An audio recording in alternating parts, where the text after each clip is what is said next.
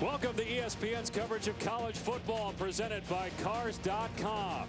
We're here in Ann Arbor. A game with Big Ten championship and even BCS at-large implications. Michigan taking on Nebraska, the first trip for the Cornhuskers here since 1962. Just the 7th meeting. These teams will now play every year, though, as members of the Legends Division, where they're currently tied for second, a game behind Michigan State. Nebraska has the head-to-head tiebreaker with the Spartans. Michigan needs to win both of its remaining games and get some help. Dave Pasch, Urban Meyer, Chris Spielman. It's conceivable, guys, that either of these teams could fail to reach the Big Ten title game and still go to a BCS Bowl. Well, make no mistake about it, Chris. You've been there before as a player. The motivation's there. The difference between a BCS Bowl, non-BCS Bowl, the gifts you get, the prestige, the way people treat you. There's a lot of motivation to win this game today. Well, it's something to remember. And when you get my age, you say, what bowl games did you play in? The first one out of my mouth is the Rose Bowl back in 1984 and the 85 Rose Bowl off the 84 season. It means a lot to the players, not only now, but in the future. And make no mistake about it, these coaches are using every ounce of motivation they get. Bowl gifts and everything else. You might say, well, that's silly. That's not silly. These kids want to go play in a BCS bowl game. Nebraska won the toss and deferred. So Michigan will receive. Odoms and Gallen are the deep men. We're underway at the Big House. It'll be Odoms from the goal line. Odoms spinning out of a tackle at the 20 and crosses the 30-yard line. Janetke on the tackle at the 31. Take a look at today's impact players, brought to you by Jared, the Galleria of Jewelry. Denard Robinson still with gaudy numbers, but nowhere near what he accomplished last year. Nebraska tailback. One reason why is you have Fitzgerald Toussaint, a guy that's kind of taken the lead at the running back position, been very productive, especially after the past 4 games. Corner Alfonso Denard, potential high draft choice, will be asked to cover Michigan's top receiver, Junior Hemingway, all day. And here's a run play on first down as Toussaint dragged down by Steinkühler and Compton for a loss of about 4 at the 28-yard line. Toussaint had 192 yards last week, 121 in the first quarter. That's one of the reasons why Denard Robinson's numbers are down of late. But also, guys, when you watch film of Denard Robinson, you're not seeing the same guy, right? Well, the thing you're saying as a quarterback, when you see an open rush lane a year ago, he would take off and run, be aggressive runner downfield. You're seeing him keep his eyes downfield, trying to be more of a quarterback. I'm not sure Denard just needs to be more aggressive and run the ball when he sees his receivers covered. Play fake on 2nd and 14. A wide receiver screen to Gallen. Grabbed to the ankles by Levante David, their leading tackler. It's a gain of 5. It'll bring up 3rd down and 9. Let me go with this.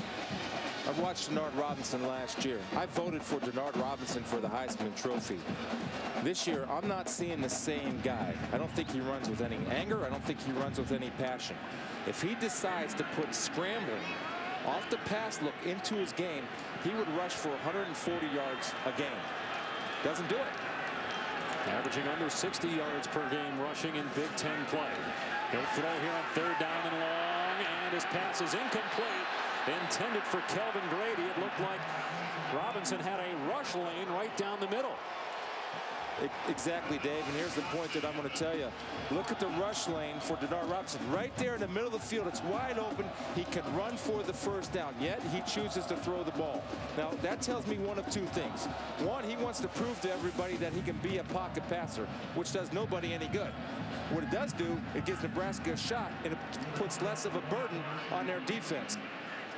That was almost picked off. Ciante Evans had a better shot at it. Here's the punt. And it's a short kick. Abdullah says get away from it. And it takes a Nebraska hop to the 41-yard line. Now, with that said about Denard Robinson, Michigan is having a terrific season. 8-2, 4-2 in league play. So is that okay? Well, you take a look at Nebraska, the way they built their team. Bo Pelini took over. Nebraska team was awful on defense. They play great defense. They have a much better record. What Greg Madison and Brady Hoke has done on this defense, always remember, defense counts first. Offense is all good. You win championships with defense. More of a weapon. I mean, you're taking a weapon out of the game. If he decides to run the football and scramble, just a perfect play to run and get the 1st down. He chooses not to, which hurts our offense, in my opinion. Only a 27-yard punt. And here's Martinez keeping on first down. He's been bottled up a lot this year running the ball. Pushed out by Floyd. Our impact players brought to you by Jared, the Galleria of Jewelry. Martinez improving as a passer. Last 4 games, only 1 interception. Nebraska tailback Rex Burkhead, all-purpose player, has over 1,000 yards rushing. You all see him line up at quarterback today for the Huskers. Gain of 5, and now option with Martinez and Burkhead, and the pitch behind Burkhead. It's a free ball. Burkhead recovers though at the 39-yard line. So he lost about 6 on the play. Option football. The tailback's got to get out in front in a 5-by-1 relationship. Burkhead was too far in front of the quarterback. That's a trust play too, isn't it? You have to run that thousands and thousands. What's they done? They're an option football team. You got to do it blindfolded in your sleep.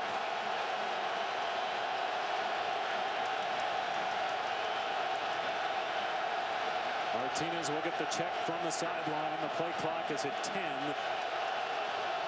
Lost electricity here, and so the jumbotrons are down. There's only 1 play clock they're using, and it is on the into our left as Martinez throws incomplete. Floyd stepped in front. The pass intended for Kinney. So Nebraska has to punt the ball.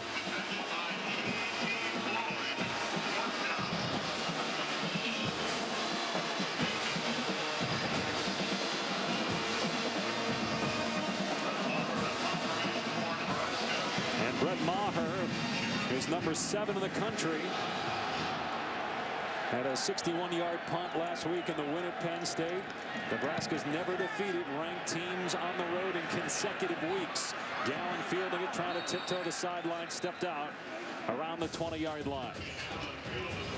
No score early first quarter at Michigan Stadium.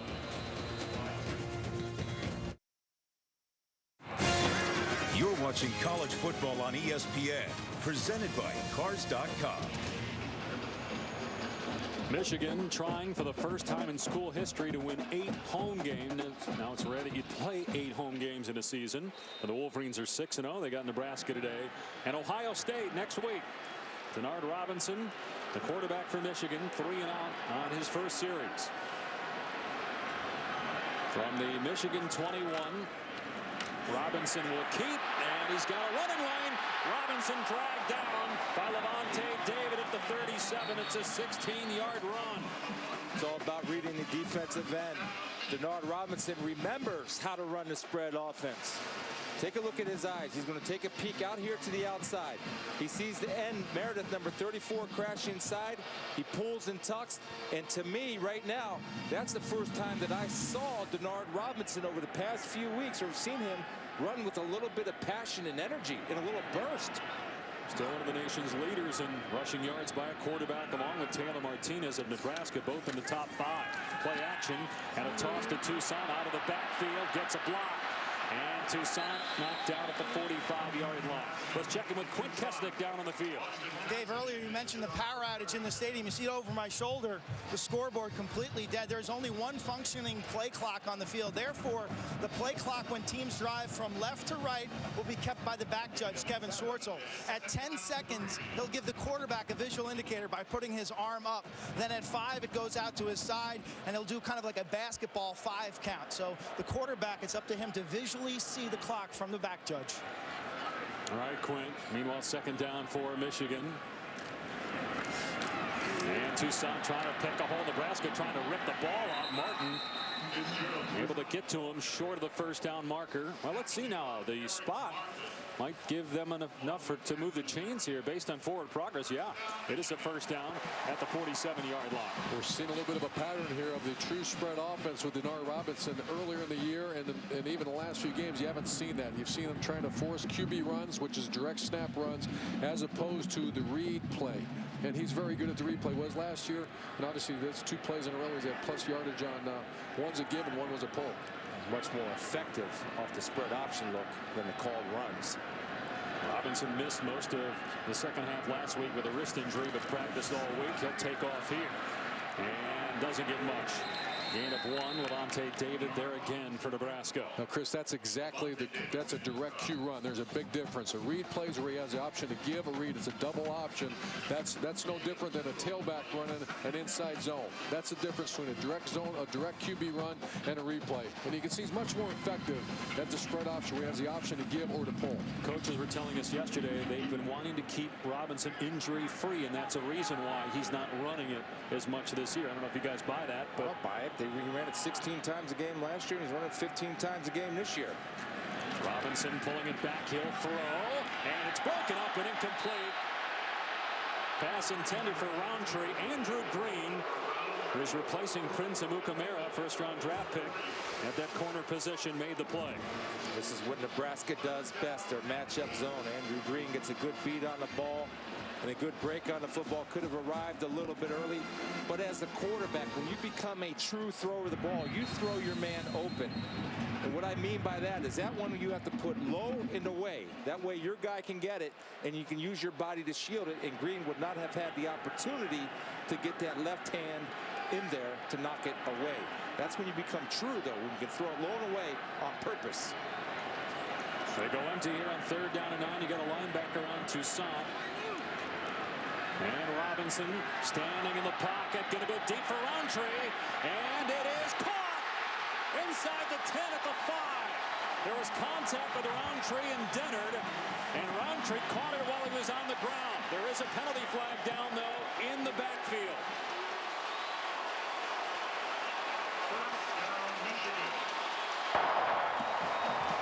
Personal foul, hands to the face, number 34 of the defense. That penalty's declined. Resolve the play. First down. That's on Cameron Meredith, so tack on some more yardage after the 46-yard pass play. See the strength of Roundtree. Dennard runs into him, loses his balance, and as a cover corner, the one thing you can't do is slip or get knocked off. And one way to attack this matchup zone defense that Nebraska likes to play is you throw the ball deep, you throw it deep, because that's going to force you then to get the safeties to back up a little bit. The matchup zone is based on the safeties playing at 9 and 8 yards. You go back to that. Looked like Roundtree got away with one there now. He pushed off right at the end. A lot of times you won't get that There's a correction on the penalty enforcement. There's a personal foul on Nebraska. We'll administer it from the end of the run, half the distance, first down. So that puts the ball inside the 3. Now, a few weeks ago, guys, we were at Iowa. They had 4 downs from the 3-yard line. They were all straight draft, straight back passes by Robinson. Do you think we'll see it, or will they get him on the perimeter? No, they're going to run that quarterback. They're not going to. He's not a drop back quarterback. To do that in this situation, they're going to run that quarterback or hand the ball off. Toussaint in the backfield on 1st and goal for Michigan. There's an audible. They might be checking here. And a flag comes down. Again, the play clock is to Robinson's back. Delay. Offense. 5 yards. Still. First down. So Robinson has to look at the back judge there because the play clock is out on that side of the field. That's a tough penalty now. You go from 1st and goal on to 2 or 3 to on to 7 or 8 now. That's a completely different set of plays that Michigan is going to run here. It's the quarterback's job and his responsibility, because he knows the rules coming in, to identify the back judge, where he is on the field, and understand the hand signals. Right there, Denard Robinson couldn't find him. Why? Because he looked around and checked the audible. When he was checking the audible, eyes off the back judge, didn't see the clock winding down. So now from about the 7-yard line, it's 1st and goal. And they'll put Robinson in the gun. Robinson in trouble, gets away from one man, and then dumped for no gain. Nice play by Dennard backside. It'll be 2nd and goal. Nebraska's defense, it's real clear their game plan. 9 guys surrounding the line of scrimmage. Within 5 yards of the ball, you have 9 defenders. You're going to they're forcing Denard Robinson to have to make a play with his arm. They can afford to do that because they have their 12th defender as that back line of the end zone.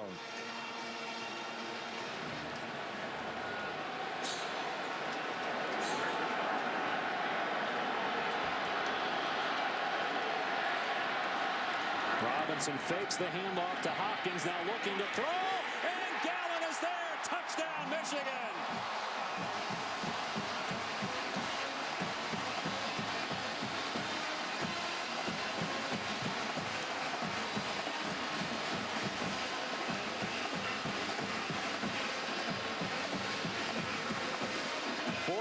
Touchdown pass of the season for Denard Robinson, and the third touchdown catch for Gallen. That conversation could be about who he's supposed to look at. It actually looked like on that delay of game that Robinson was looking at the umpire, but it's the back judge who is standing out of bounds on the back line under the goalpost who is the one counting it down, because again that play clock on that side of the field is out. The point after by Gibbons makes it 7-0 Michigan. When you have your best corner getting beat on 2 big plays in the second series of ball game, you could be in for a long day. We'll see if they respond.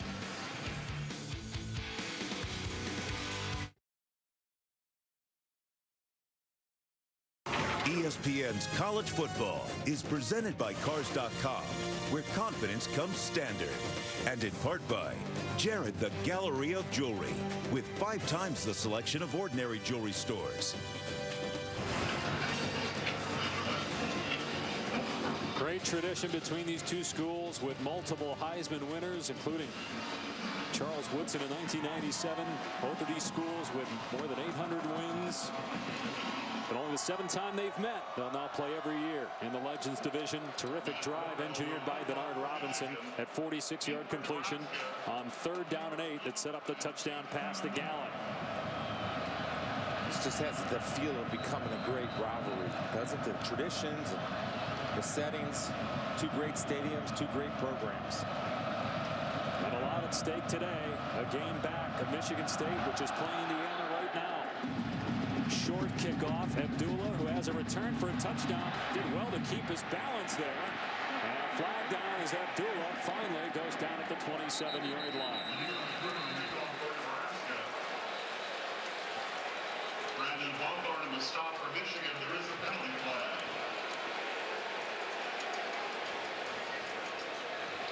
Dennis Lipsky, our referee today.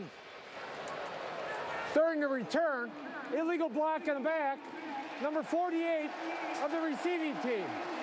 Half the distance to the goal. Correction, 10-yard penalty, 1st down. Michigan used a naked pass, which means they're not going to block the defensive end for Nebraska. Denard's going to give a hard run action fake, and Gallen on the backside is going to run a crossing route. Well executed by Michigan. I love the way that Denard sets his feet and delivers a pass. Well, Denard, as a coaching point, when you play man-to-man defense, the #1 rule, do not look back at the quarterback until the very last second. His eyes were focused on Robinson, lost sight of his man, and when you're looking at the quarterback and not your man, the receiver normally will run away from you. Martinez, and he stays in bounds. Knocked out at the 20-yard line. So it's a 1st down, gain of 11. Now Martinez comes into this game 7th in school history in total offense. Really seems to be improving as a passer too. Over the last 4 games, 64% completion percentage. He was around 50 prior to that. And obviously still a very dangerous runner, averaging 77 yards at the ground per game. Rex Burkhead with his first touch, but he ran into Mike Martin for a loss of 2 or 3. Started a little slow, but the last 3 games, Mike Martin has been a dominant football player. Take a look at him inside. Watch him control his guy one-on-one. Low man always wins the battle. Penetration by a nose tackle or a defensive tackle forces running backs to run the hump or run with width instead of vertical down the field. And Burkhead averaging 26 attempts the last 5 games. Martinez going to throw it here, and it's caught by Marlowe and undercut by true freshman Blake Countess, making his 4th start at corner. This is the 2nd or 3rd time we've had a chance to watch Taylor Martinez, Nebraska offense. When they start running the belly G option and the quarterback double option off the bash play, off the power play, that's where they're most effective. Drop back passing and just turn around, hand it off to Burkhead. That's not when they're the best. So when you get them in 3rd down and long as a defense, you're in good shape, right? That's what you play for. If you're in Michigan, you want to get them off schedule. And that's where they are. They're off schedule right now. And again, hard to hear those checks in front of 110,000 people. One of the largest crowds Nebraska's ever played in front of. And Martinez has it pulled in. And then the ball comes out. It's ruled incomplete. Marlowe, the intended receiver, could not hang on. Kenny Demmons, the middle linebacker, running with a wide out. Well, it's a well-thrown ball. Deliberately thrown to the back shoulder behind because Demmons is up on top. And a good job by Demmons of getting the arms in between the arms of the receiver, not allowing him to secure the catch. Technique. See, he didn't look back at the quarterback, did he, Dave? Nope. Maher's second punt. And it's off the side of his foot and way out of bounds. Well, Michigan will start this drive at the 45-yard line, leading 7-0 midway through the first quarter in Ann Arbor. A 32-yard punt. Earlier today on College Game Day, while picking the SMU Houston game, I got a bit excited and used an expletive I shouldn't have used. I apologize, and I can promise it won't happen again.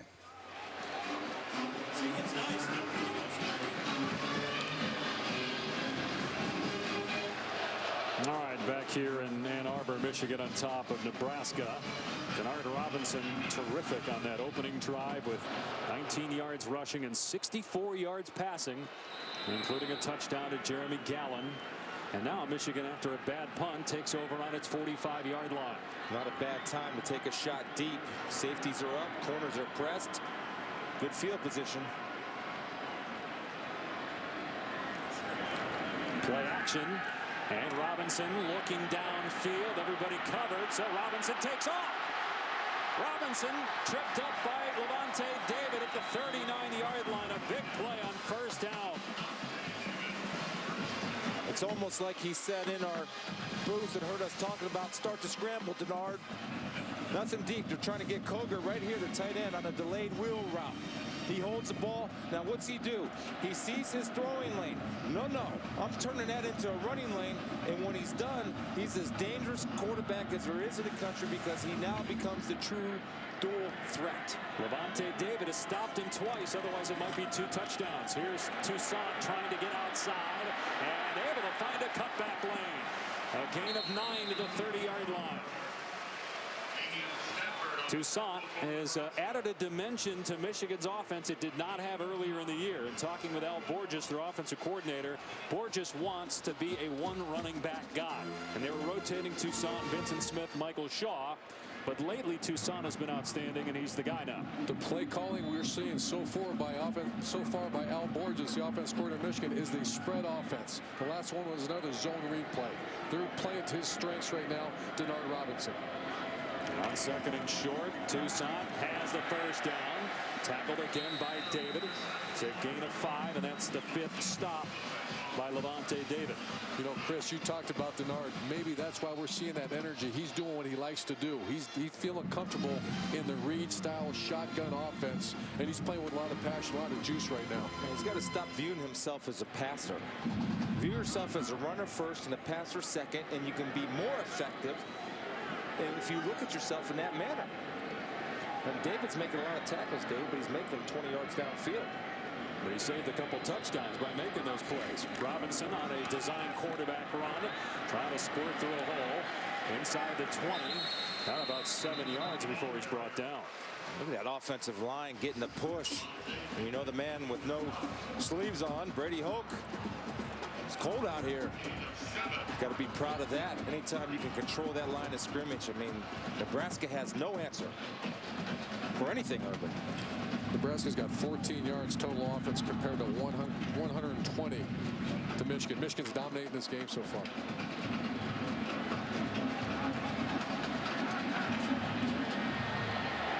Second and 3 for Michigan. Here's Toussaint, and he has the first down before he's tackled. It's Eric Martin on the stop. Fresh set of downs inside the 15 for the Wolverines. Even there's a pure running formation.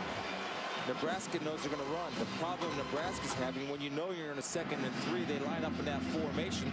They're still getting 4 yards a pop. That means that the Michigan front is sustaining their blocks, holding on to their blocks. Nebraska's not getting off. 6 play to drive coming up. The previous 5 plays were run plays. This will be as well. Robinson, and wrapped up by Martin, and then gang tackle after a gain of about 2. Cameron Meredith, number 34, outstanding. Staying disciplined, not going for the handoff. Denard was fooled by Cameron. Good position. He didn't make the tackle, but he forced the cutback. Watch Cameron Meredith. See that discipline right there? Staying on Denard. Beautiful job of Meredith of being disciplined and playing team defense. Well, he didn't give Denard a clean look. He didn't tackle the back, or he didn't take the quarterback. Kind of shook him a little bit. He played that perfectly for that defensive end play. Robinson to throw on 2nd down, incomplete in between 2 Nebraska defenders. It was intended for Kelvin Grady. Damian Stafford and Ciante Evans were there defensively, and Evans a little shaken up. 13 interceptions on the year. The reason why? He's not afraid to make a tough throw or throw into coverage. Now, some of those are ill-advised, but don't you want a quarterback coach that is not afraid to make the tough throw? No, I'd rather have the guy take care of the football, especially down there on the 12-yard line going in. Just checking. 3rd down and 8. Boy, like this, here's the route they like to run right here. Robinson in trouble, and he's going to get sacked back at the 27-yard line, and that might push him out of field goal range, considering their kicker's long as 38. Levante David makes another play. Damian Stafford there also for the Cornhuskers. That was a coverage sack. Everybody's well covered down the field. Nebraska's bringing 6 defenders. Denard panics. Yeah, that was a coverage sack. Every receiver was covered. No separation down the field. Great pressure by Nebraska. Quick note, the crowd is helping Denard Robinson with the play clock by counting it down for him. Brendan Gibbons long is 38 on the year. This would be a 42-yarder. And it's good. Michigan kickers were 4 of 14 a year ago. Gibbons is 9 of 12 this year, and he gives the Wolverines a 10-0 lead. 2 terrific drives. Save that final play by Denard Robinson. And Michigan looks outstanding on offense here in the opening quarter.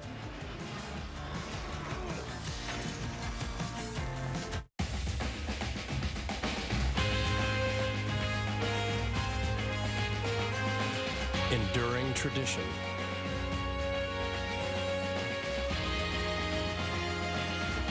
Academic inspiration. Global engagement.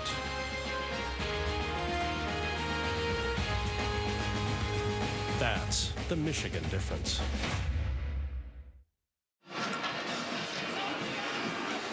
Michigan with a 10-0 lead at the 2-minute mark of the opening quarter here in Ann Arbor.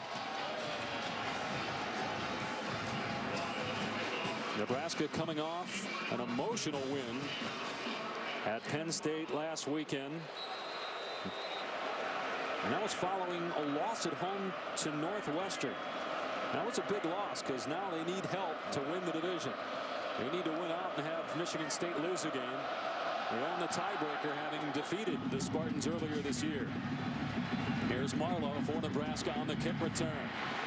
And Marlowe's got a seam out to the 35-yard line. Brought down by Josh Furman. 3 of the top 5 teams in action tonight on the ESPN networks at 8 Eastern on ABC. Most of you will see LaMichael James and Oregon taking on USC. The Ducks still have BCS title hopes alive, especially after Oklahoma State lost last night to Iowa State, guys. That was unbelievable. And Paul Rhodes done a great job at Iowa State. Just they're competitive every week. What a win for that program. And Burkhead Out across the 40 to the 43 for 8 yards. Burkhead averages 107 yards per game on the ground. That's 17th best in the country. Urban talks about the belly G series. That's when the guard pulls. That's the toss G. That's where the guard to the side of the pitch will pull around. Well executed. Burkhead again. Up over the top. Has the first down to the 46. Van Bergen in there for Michigan. Nebraska going with a little up-tempo direct handoffs right now to Burkhead. The last two are just real quick snaps. As fast as they get lined up, they're going again here, trying to change the tempo on Michigan.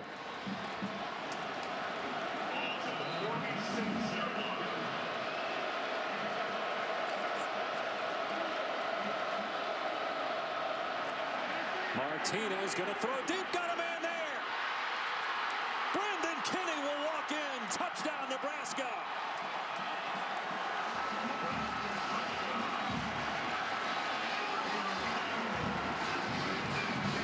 The first touchdown catch for Kinney, a guy that's been plagued by drops, including one last week against Penn State. He hung on to that one and took it in 54 yards for the score.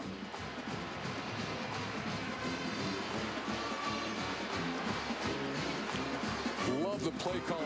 Excellent job by Tim Beck. Offense coordinator Nebraska came out up tempo. 2 great shots, 2 handoffs to Burkhead, and then a hard play action for a touchdown. That's a momentum changer. Excellent job by the coaching staff of Nebraska.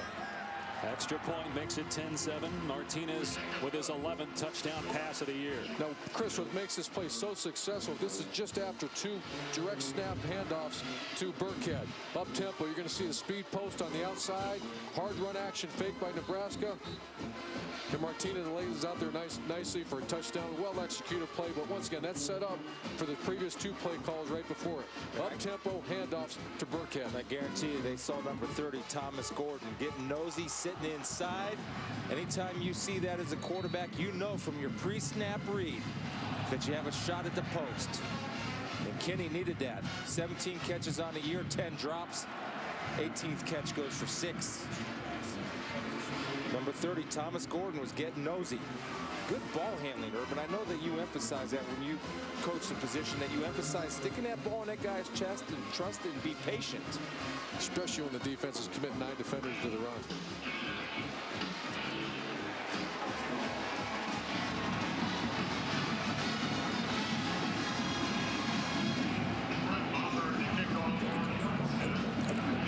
Maher to boot it away.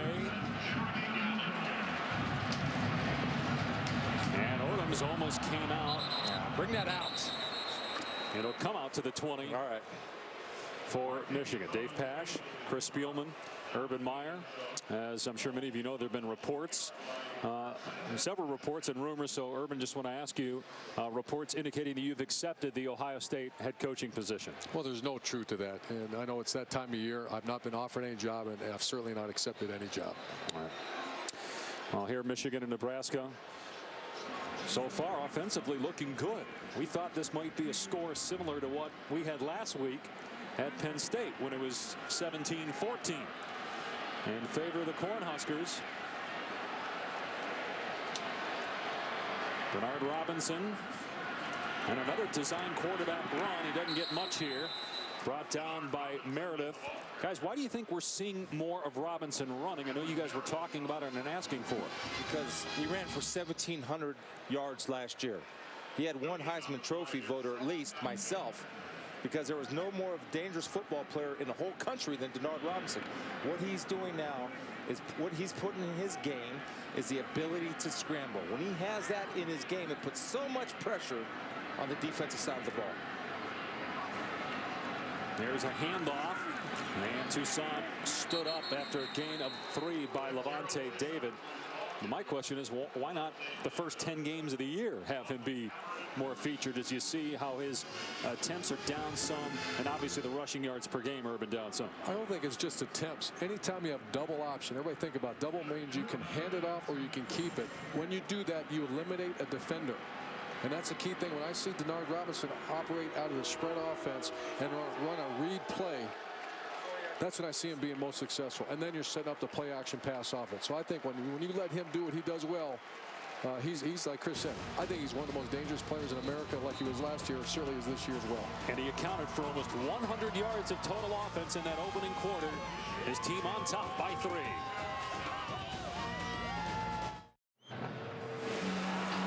Back in Ann Arbor for the second quarter of Michigan and Nebraska. The Wolverines on top 10-7 as we look at our conference update brought to you by Dr. Pepper 10. Michigan and Nebraska a game back of Michigan State in the Legends division. Nebraska needs the Spartans to lose.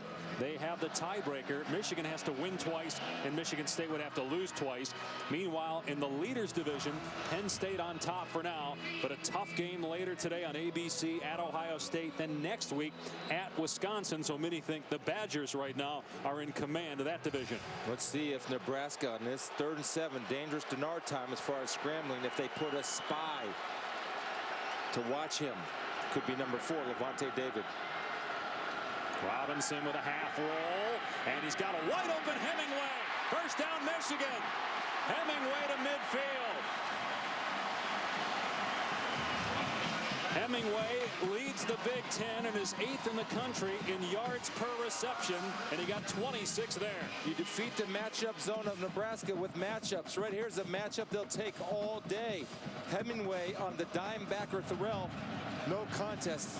I'm telling you, as far as rack yards, Hemingway knows what to do once he gets the ball in his hands.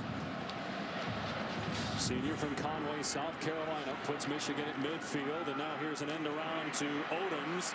And boy, look at the speed there of Stafford, able to track down Odoms. Minimal gain on first down. Talk about form tackling. Right there, although he didn't get him to the ground, there's 3 things that he did. He kept his head up. He closed the gate in front of the ball, and he brought his feet. This is beautiful. He didn't get him to the ground. Watch him. Close the gate in front of the ball. Head across the bow. Bring your feet and head up. And guess another thing that's unusual in today's day and age of football. He wrapped his arms. Love it.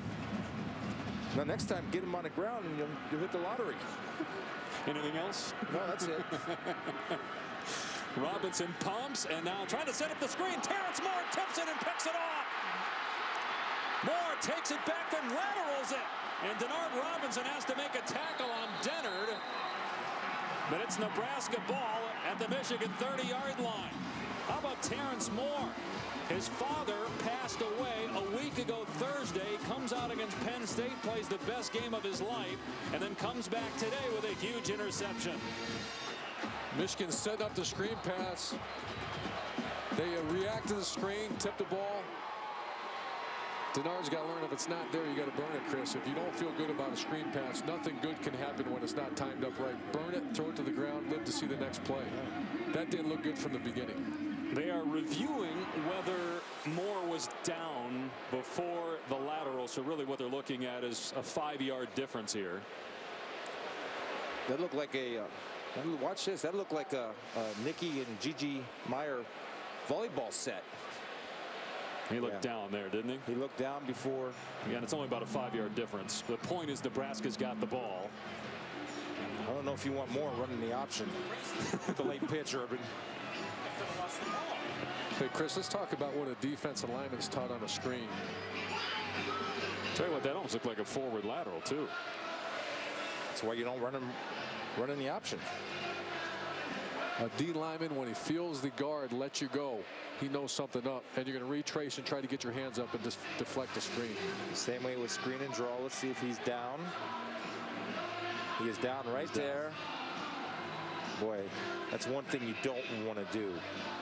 Just secure the ball, be happy with what you have. What'd you do? Just make a volleyball reference a second ago? Yeah, Barello. Libero. I'm trying to teach you a new sport, man. Here's Ndamukong Suh.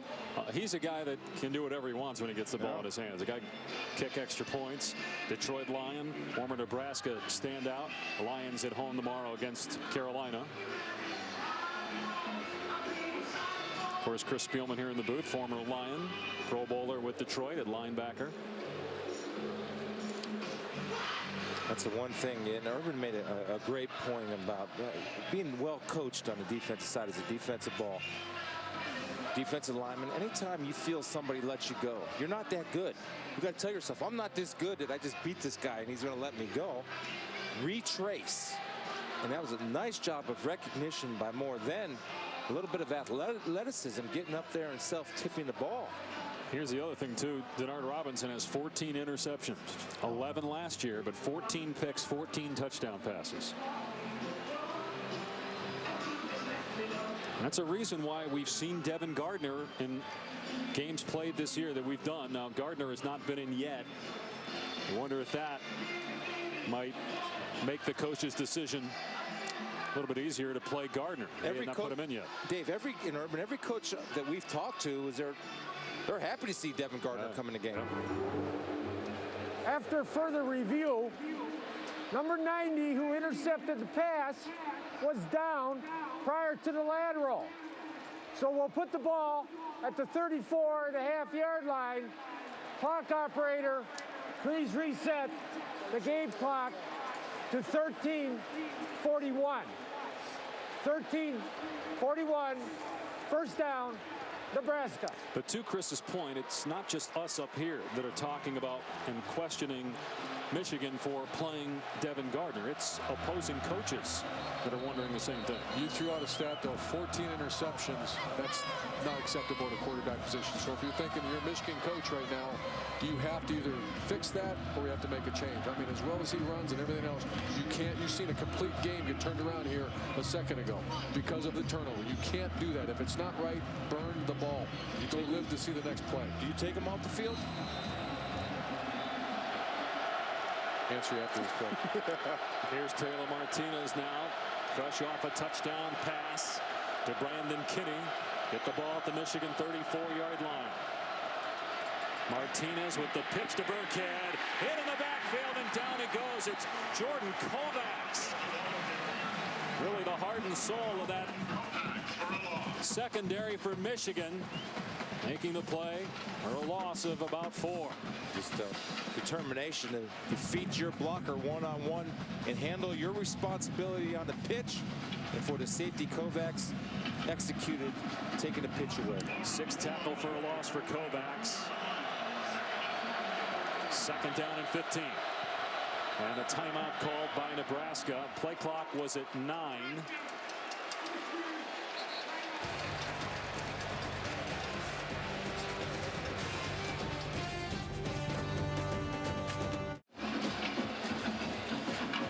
Time now for today's Athletic Trivia question. Michigan has the most all-time wins by a BCS school with 892. Nebraska's 4th with 845. Which schools are 2nd and 3rd? It's just the 7th meeting between these two. The last was in the Alamo Bowl in 2005. They met in the Fiesta Bowl when Jim Harbaugh was the quarterback. Now is Michigan's victory as that pass is tipped by Martinez. Van Bergen got a piece of it. Incomplete, so it's 3rd and 15 for Nebraska. That was a critical down for Nebraska. They're going to try to get half that yardage back. It was 2nd down and 14. 3rd and 14 is not manageable. You want to get that down to 3rd down and 5, 3rd down and 6. With an option quarterback, option offense, 3rd down and 14. Well, Chris, you got that call. That's a tough situation. I play this 3rd and 9, get to the 30, and give my guy a 47-yard field goal. Remember, Maher's got a huge leg. One of the best field goal kickers in the country. You have straight man coverage here. Martinez probably going to check off to a quick pass. No safety back there. Nobody. And it's a wide receiver screen. And down to the 34-yard line is Quincy Enunwa. So he's well short of the first down. It would be about a 52 or 53-yard attempt here for Maher. Michigan is the most improved defense in America. Why? You saw it right there. You were bringing 6 defenders under pressure. They turned, retraced, and ran and reacted to the screen. That was great defense, but well-coached defense and great effort by Michigan. That's where you have to have the audible, Dave, when you see no free safety, urban deep. Audible, take your shot down the field. Maher is perfect, 14 of 14 inside 50 yards this year. He's 2 of 5 from 50 yards or longer. This is a little bit into the wind during pregame warm-up. From 51 yards, oh, it has the leg, and it's good. Maher with a season-long 51-yard field goal ties the game at 10. That would have been good from at least 60. That was a line drive, booming attempt.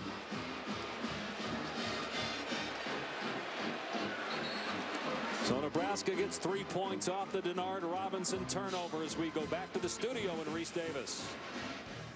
All right, Dave, time for a Taco Bell studio update. It involves the Legends division of the Big Ten. Michigan State's the leaders of the Legend, if you follow that. Taking on Indiana, Kirk Cousins to Keyshawn Martin earlier. Cousins that hit B.J. Cunningham. It's 17-3 Michigan State. This needs to win out. They could make it to the Big Ten championship game. Iowa leading Purdue. Boiler up, trying to become bowl eligible. Northwestern up by 2 touchdowns on the Gophers. Wildcats also trying to become bowl eligible. And by the way, Illinois is up by 2 touchdowns on Wisconsin late in the first half. Wow. Illinois struggling of late. And just to finish up your point there, Reese, if Michigan State wins and Nebraska loses, the Spartans then clinch a spot in the Big Ten championship game. But what we've been hearing all week, and the people we talk to around college football, as Nebraska just runs up to the ball and kicks it deep, Michigan not set. Odoms at the 20-yard line, gets out to the 25. We're hearing that if either of these two teams wins its remaining games, even if it does not play for the Big Ten championship, that it could still go to a BCS game as an at-large.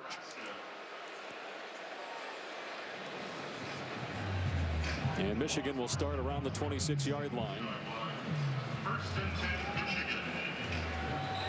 And see how Denard Robinson responds. After throwing a pick last week, he had a couple of fumbles in the first half before leaving the game with a wrist injury. Did not return. The coaches said he could have. He was healthy enough, but they just continued to go with Gardner at quarterback.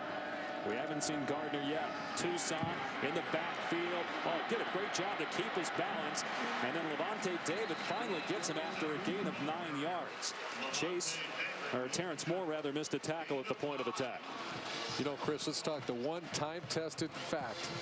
How to win a football game is take care of the ball. That's Denard Robinson's issue. It's nothing else. To turn the ball over like that, now we know exactly why they're making a quarterback change. It's time-tested. Ever since football began, you take care of the football, you got a chance to win. He's just being careless with the ball. Just a little difference of opinion. He does not come off the field for me because of the game-breaking ability he has. There's Toussaint and trying to get the first down. He does. It's about 2 yards. Enough to move the chains for Michigan. And I just look at it, Urban. I understand your point of view, and it's the right point of view. But for me, as a defensive coordinator, and I see number 7 come on the field, and I see 16 off the field, I send a thank you card because of his ability. And it seems to me, Dave and Urban, that he's starting to run like Denard Robinson ran last year, not the way Denard Robinson has run the last 5 ball games.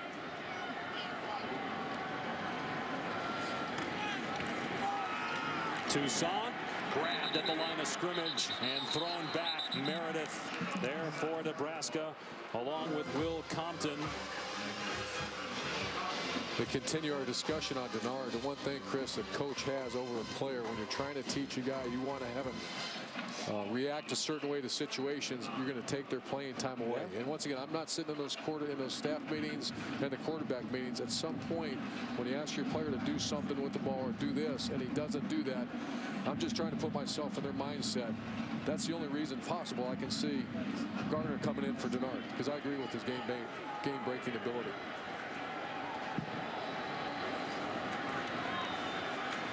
Hopkins. And he gets to the 41 for about 3 or 4. By the way, Wisconsin in the red zone at Illinois, down 14-0 in that game, and we're told they just scored a touchdown for the Badgers on the road.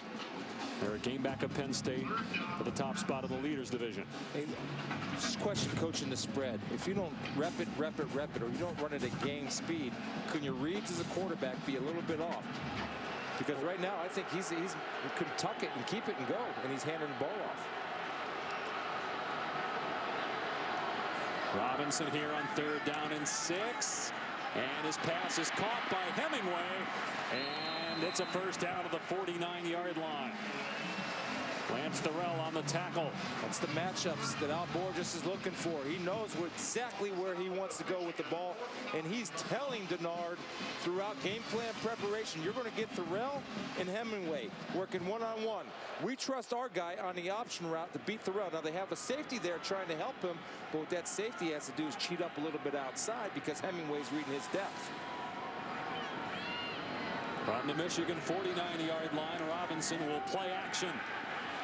On the rollout, he'll throw on the run, and it's low and away. Incomplete at the 35-yard line.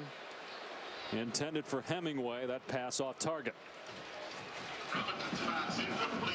Robinson 6 of 11 passing, 98 yards and a touchdown. 8 rushes for 31 yards for Denard. Boy, it seems that way. We've seen this guy play now for 2 years. I've seen him play a bunch in high school. When he sets his feet, I'm not sure he's best when he's on the run. When he's scrambling around and trying to make things happen, you saw him early when he set his feet through the touchdown pass.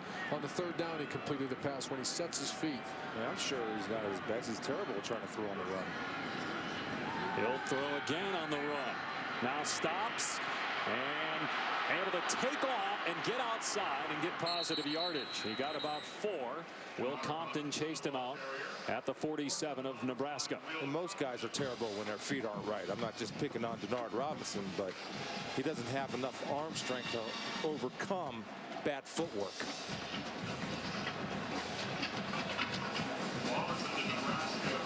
You're on the 47-yard line going in. 3rd down and 6, 3rd and 7 yards. The coordinator might be asking the head coach to have 2 downs to get this 1st down, because that will dictate this play call. You have 2 downs, you run that quarterback, you get close on 4th down. What would you do? You go for 2 downs here, especially with a player like Denard Robinson. I'd run Denard Robinson. And they're going to run him here. And Robinson gets the 1st down across the 40 to the 39. They won't need 2 downs because of number 16.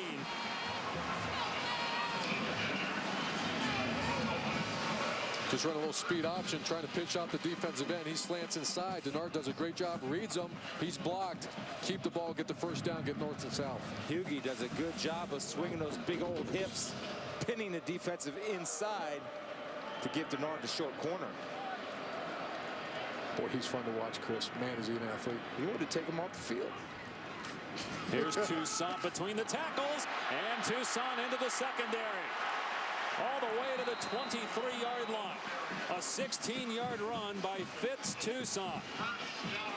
Having a guy step up is certainly a luxury that Al Borges, the offensive coordinator, likes, and you have Stephen Hopkins sealing. Toussaint running with patience, vision, and the thing he can do is make that lateral cut. Here it comes, right in your face. There's that lateral cut. It's nice. 34th play for Michigan coming up. They've had the ball for 17 minutes to 5 for Nebraska. 10th play of this drive forthcoming from the 23 of Nebraska.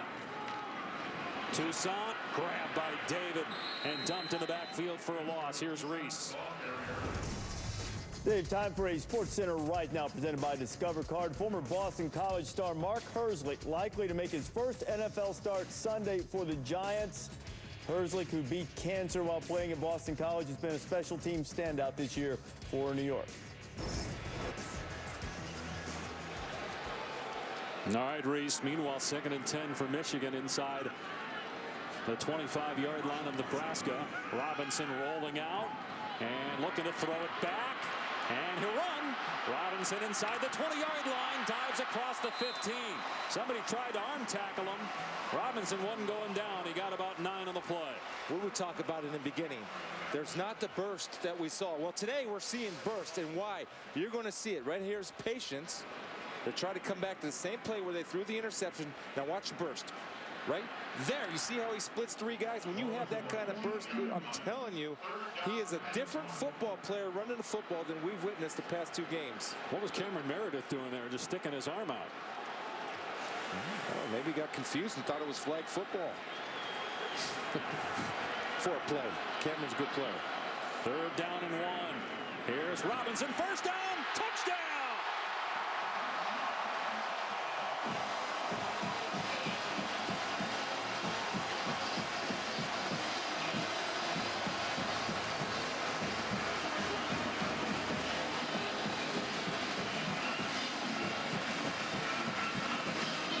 13th rushing touchdown for Denard Robinson this year. That was a 12-play drive. Nebraska has 13 plays for the entire first half. So a good response by Robinson and Michigan after Nebraska tied the game. A designed inside zone run play by Denard Robinson. Great play call, great acceleration, using one of the best players in America, Denard Robinson.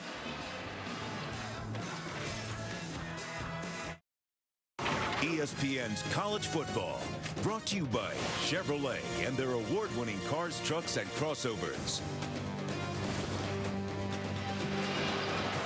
Now back in 1997, the year before the BCS, Nebraska and Michigan split the national championship. Nebraska first place in the coaches poll, Michigan first in the AP poll.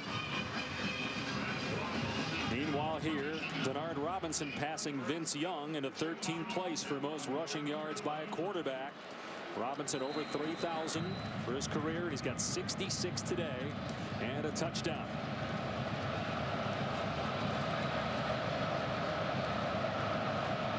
Time of possession almost 19 minutes for the Wolverines to 5 for the Cornhuskers. Here's Marlowe for Nebraska. And spun down short of the 20-yard line. Michigan on top at the 6-minute mark of the second quarter, 17-10.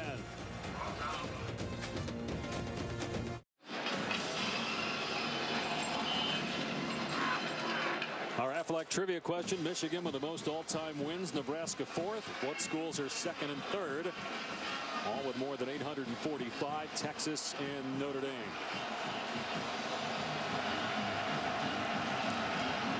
Two of the traditionally most successful programs in college football history. Michigan, the last 3 years, only 15 and 22, but an 8-win season, and perhaps counting for the Wolverines as Martinez takes off down the sideline. First down and more, and pushed out at the 34-yard line by J.T. Floyd. You know, you talk about this rivalry, potential rivalry, Michigan-Nebraska. Of all the conference realignment decisions made, this seems to make sense. These two teams should play each other. Great programs, great traditions, a lot of respected players and former players. I look forward to watching these two play throughout the years. Here's Marlowe, and he's able to get outside and stay in bounds. Marlowe into Michigan territory. Knocked out by Kovacs at the 43-yard line. Erdman talked about Rex Burkhead as an impact player. Watch 22 cut off the pursuit of number 44, Desmond Morgan. This is why this play goes. You see right here, Marlowe has to run the hump, poor angles, and you see Burkhead cut off the pursuit, and Marlowe does it with speed. But just to illustrate what a complete player Burkhead is. Timeout, Michigan, first charge, timeout. 23-yard run by Marlowe. Nebraska inside the Michigan 45.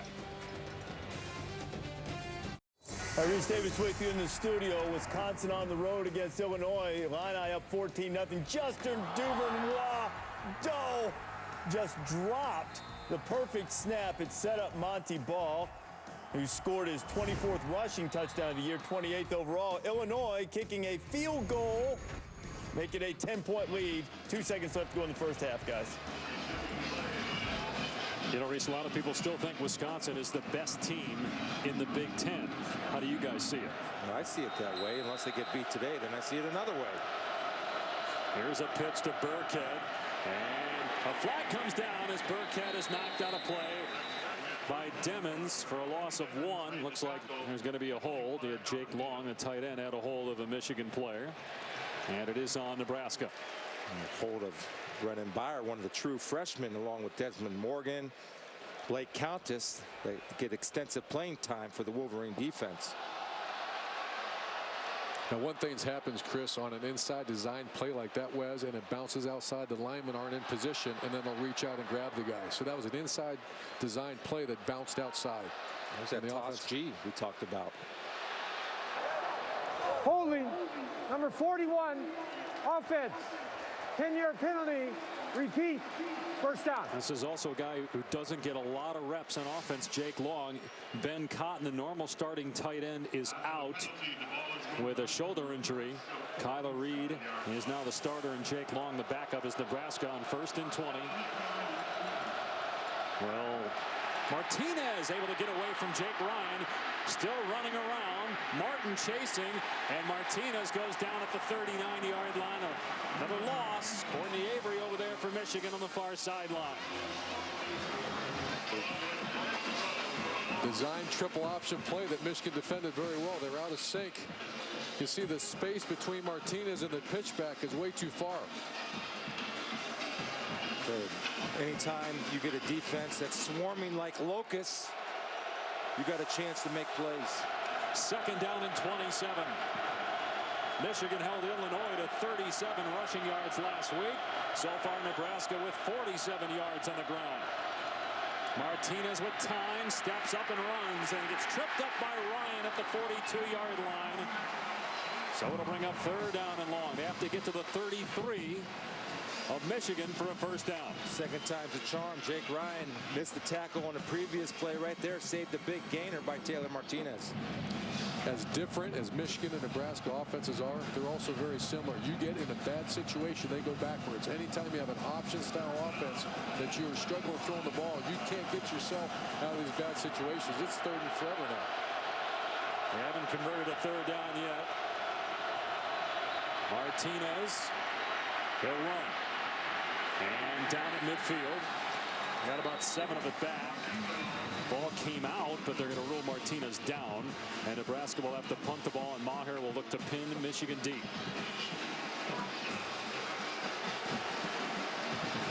Maher, one of the best punters in college football in terms of distance, although he hit one off the side of his foot earlier. They'll look for accuracy and hang time here to try to put the Wolverines deep in their own end.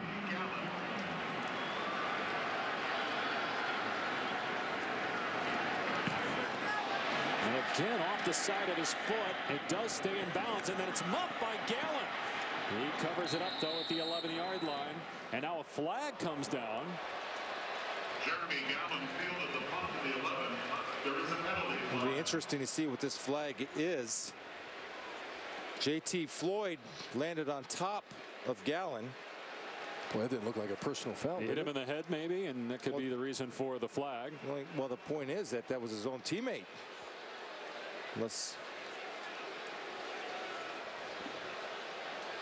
Well, when Gallen went to cover up, it looked like somebody ran by him and he may have gotten hit in the helmet. There is no foul for a late hit. It'll be 1st down and 10, Michigan. That'd be the first time ever in the history that you got a personal foul for hitting your own guy. One of the oldest and most bitter rivalries, guys, featured tonight on the ESPN networks. You got Andrew Luck and Stanford looking to bounce back from that loss to Oregon. They take on Cal. It's the 114th meeting of the big game. Urban, we got to give our boy Spiels props. Last week, he predicted Oregon would beat Stanford on the road. Chris is on his game, man. Who knows? Robinson waiting. Look at him with his left hand on the center, David Molk. And he pushes forward for about 7 yards. How do you teach it that way, Urban? Well, it's good patience by Denard. It's an outside stretch play. But is that what you want him to do? You want to get in good position behind your blockers. I don't know if I've ever seen a guy just grab him and hang on to him, but Denard had great patience. What you really want is your lineman to get out there a little quicker. 73 rushing yards for Denard Robinson today. They'll hand it off here. Nowhere to go for Tucson. Drilled by Compton for a loss at the 16-yard line. It'll bring up 3rd and 5. Solid player. And again, it's all about discipline. Compton into your screen sees the opening. They do not come off the double team. In order to block a penetrating linebacker that's not a blitz, you have to be able to come off the double team between the center and the guard. The guard, Omame should have came off his block, chipped up to Compton. They might have had a play. Michigan has been terrific on 3rd down so far in this game. 5 of 7.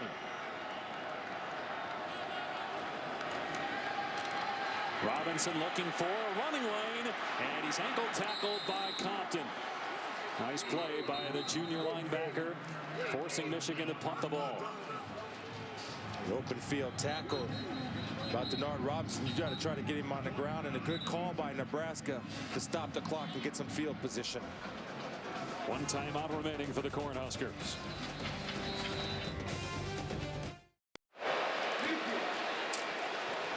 Timeout by Nebraska. They just told the clock operator to add 17 seconds. Just to reiterate, both jumbotrons were out. We had no electricity here earlier. Now the one to our right is back on, but for a while there they were keeping time down on the field, so it's off a little bit with what we have. But now you got both play clocks working and both game clocks working on the jumbotrons in the end zone. So let me make an observation of this time last year. You and I did the Wisconsin game. There was no energy, no life in this building.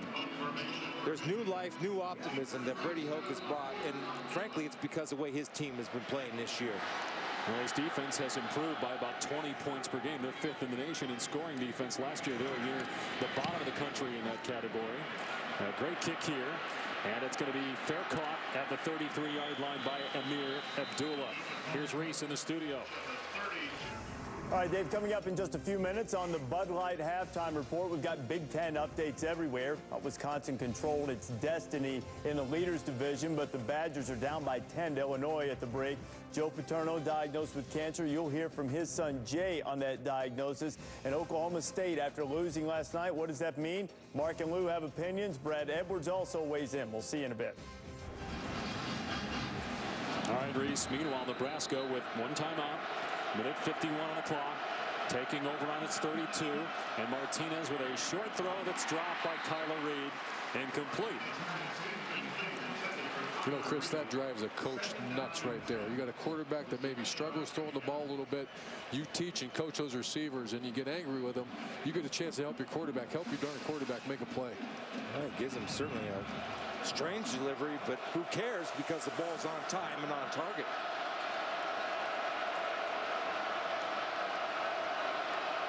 No safety to the right side. And Martinez looking to run the football here.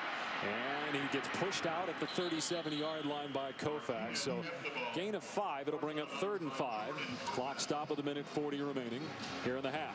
You know, half completely dominated by Michigan, and Nebraska's only down by 7 points. They find a way to get out of here with a field goal or score some points. That's a major win in this first half for Nebraska. They've had the ball for 8 minutes. 20 for Michigan. Look for Michigan to take a timeout. Nebraska doesn't get the first.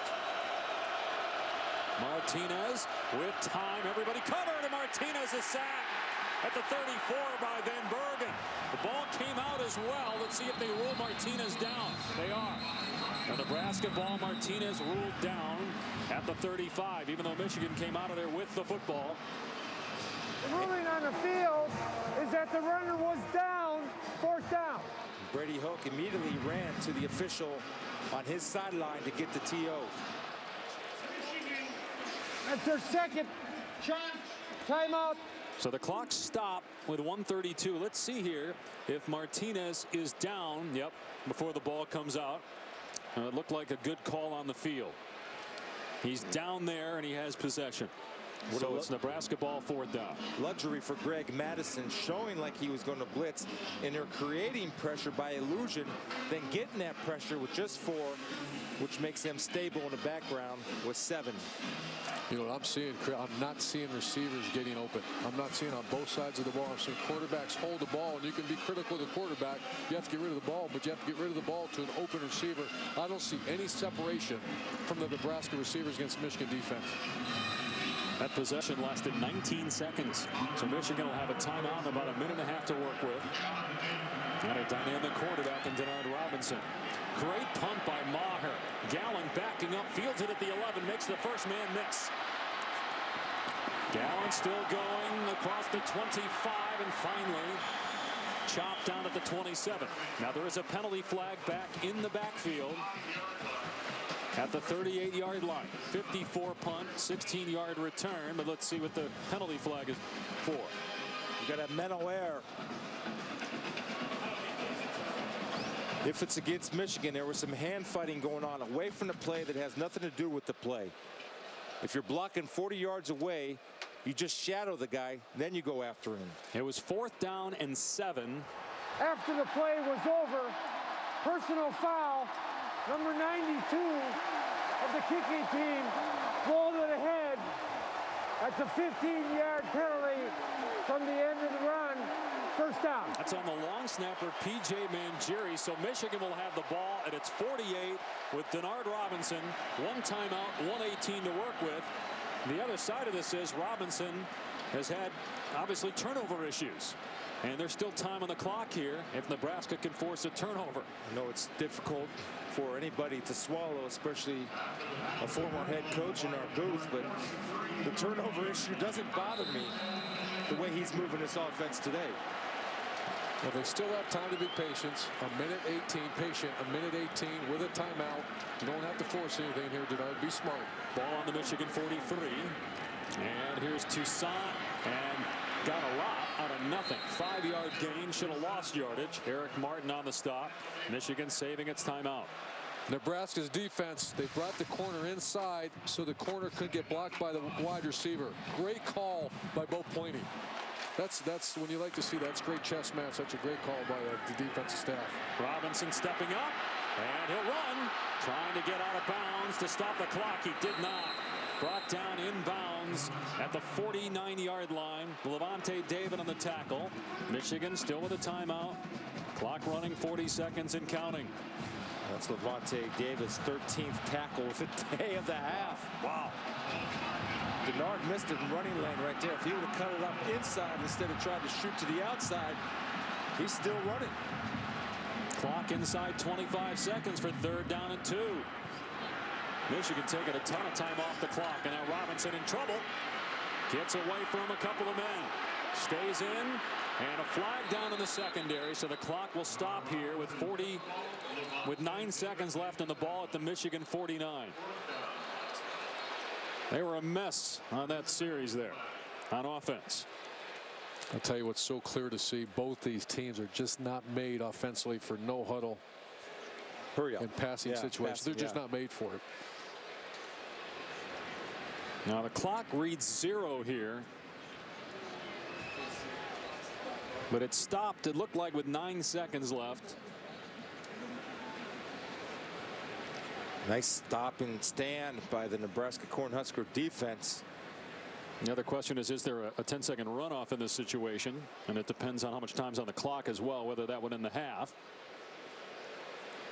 Just when you talk about strategy and scheme, when you saw Bo Pelini and Carl Pelini, the defense coordinator, sink the corner inside and get in an unblockable position to stop that speed sweep, that's really good. I mean, that's you talk about all the time in the film room, that's what they're coming up with. Holding number 12 of the offense. Penalties decline. 4th down. Clock operator, please reset game clock to 12 seconds. Now let me ask you a question 12 here. seconds. The clock will start on my ready. The clock will start on my ready. 4th down and 4. What do? Do you punt the football here, or do you take a shot, try to pick up the 1st down, maybe get in field goal range? I'll take a Hail Mary shot right here. But if it's incomplete, there might be time on the clock. The clock started on his ready, so now the clock is going to run out. Yep, so the clock runs out, you have to run a play. That's the end of the first. Michigan wasn't up to the line of scrimmage there, though. They heard that. Shouldn't they been up to the line of scrimmage? I would have taken a shot, throw a Hail Mary. You have absolutely nothing to lose. Lucky Cornhuskers to be down 7. Check in with Quint down on the field. Coach, from where you stand, what was the single key development in that first half? Well, I think our defense is playing well. We've run the ball decently. Got to run it better, I can tell you that. But, you know, I think our kids are playing together. It's going to be a hard-fought game. What's an area that you have to clean up as you look forward? Well, there's a lot of them. So we just got to keep playing hard. You got one that you got to clean up? Well, not really. We just got a lot of things to clean up. Okay, thanks, Coach. Interesting answer by Brady Hoke. Michigan had the ball for 21.5 minutes. Only a 7-point lead, though, over Nebraska. So we go to Reese Davis in the studio with a Bud Light halftime report. I guarantee those guys won't be speechless. Welcome back to college football on ESPN, presented by Cars.com. Traveling man, love when I can. Choose my hand, 'cause I'm going. I'm traveling man, love when I can. But sooner than later, going. I'm traveling man. Welcome back to ESPN's coverage of college football, presented by Cars.com. Michigan on top 17-10 with Urban Meyer, Chris Spielman. I'm Dave Pasch. Denard Robinson in previous Big Ten games averaging under 60 yards rushing. But in that first half, guys, he had 75 yards on the ground and a touchdown. As we look at our Liberty Drive Mutual drive recap, you can see Denard looked like the Denard of old. Well, we talked about it in the beginning of the game. Not only on called runs like the speed option here, but he's bringing a little bit of burst to his game. This is what I like, the decision to tuck it and go. If your first option isn't there, then use your God-given ability to run the football with burst and vision. And when he does that, he puts so much pressure on a defense. Well, the Nebraska middle linebacker, Levante David, if he doesn't play the way he's playing the first half, 13 tackles, this game's out of hand. It's a close game because of Nebraska's still able not to give up the big play. Why? Levante David's playing one of his best games of the year against tackling Denard Robinson. 2 times, Chris, I remember he could have had a big play if he didn't make those shoestring tackles. On shoelace. Nebraska will get the football to start the third quarter. Amir Abdullah and Kenny Bell are deep. It'll be Bell straddling the goal line. And Bell up to the 20-yard line. And he fumbled the ball. Michigan's got it at the 33.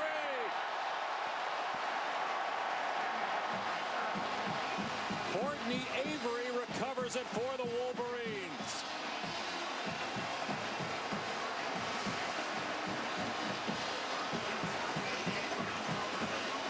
Chris talks about it all the time. Excellent job on the coverage.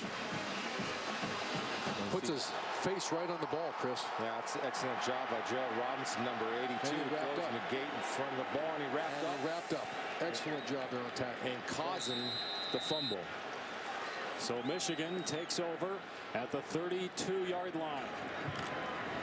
And Robinson looking to run the football again. And he doesn't get much.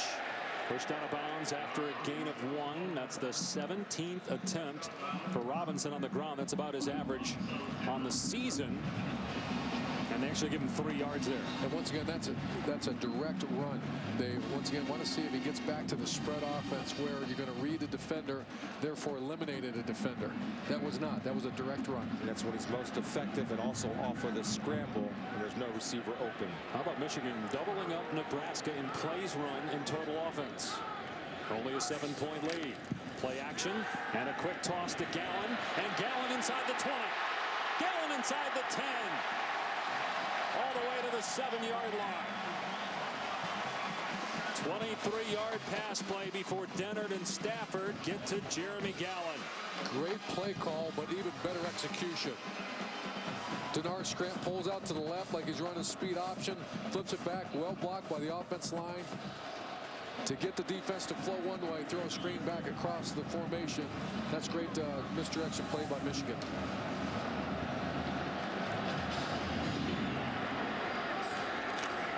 Toussaint hit by Meredith at the point of attack and driven back. You know, having a weapon, Chris, you've been saying this all day, having a weapon like Denard Robinson, when you start to sprint him out to the left, the whole defense is going to chase him. That sets up the misdirection on screen plays and throwbacks. That's what, you know, if you have a quarterback that's not a threat, those aren't that great of plays. But the defense has to react to a player like Denard Robinson. That's what you do, is you go and press that coverage to take away the screen, meaning press, get up on the receivers. That eliminates that pass. Here's Robinson on 2nd and goal. He'll run the option and keep, and may run into his own man. The center, Malk, Terrence Moore was there defensively for Nebraska, so it'll be 3rd and goal from just inside the 5. Boy, Terrence Moore does a great job because Molk misses his block. You see the center pulling, which is tough duty. Now watch Molk turn inside. Didn't get the vision on Terrence Moore, who did his job by getting on the rear end of Molk as he pulls. He gets right on his back hip, follows him right to the play. Excellent job by Terrence Moore. Beautiful. He's played very well this year, replacing Jared Crick, who is out for the year with a torn pec muscle. Now it's 3rd down and goal from the 5. They'll spread it out here. Robinson in shotgun. And Robinson to throw. Robinson going end zone, and it is incomplete, but a flag. Should be interference on Thorell, defending Roundtree. It's clear that Al Borges has his target. His target is Thorell. Anytime there's been a crucial down as far as throwing the football, he is the guy they're attacking. Pass interference. Number 23, defense. Penalty occurred in the end zone. By rule, the ball will be spotted. 2-yard line, 1st down. So 1st and goal from the 2. Do you guys agree with the call there? No, I don't. That's tough duty. I mean, the ball's underthrown. He didn't turn around, though. Didn't back to the ball. Well, he's playing man-to-man. And you got to be able to turn around, but he played the hands. Now, to me, that's a tough call. It's a tough call to make in that situation. They go with 3 backs in the backfield here. 1st and goal at the 2. It's Toussaint trying to cut it outside. He'll lose yardage. Levante David there again. 14th tackle. That one for a 2-yard loss. Another question you have to ask yourself, and I watch it every week. I know you do as well, Chris and Dave.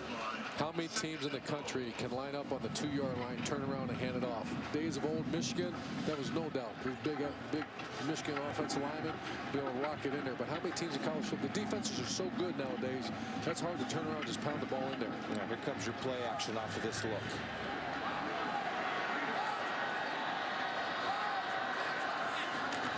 Robinson running the option. He'll keep, and he gets down to about the 1-yard line. So it'll bring up 3rd down and goal. There's an injured Cornhusker at the 6-yard line. It's Eric Martin, starting defensive end.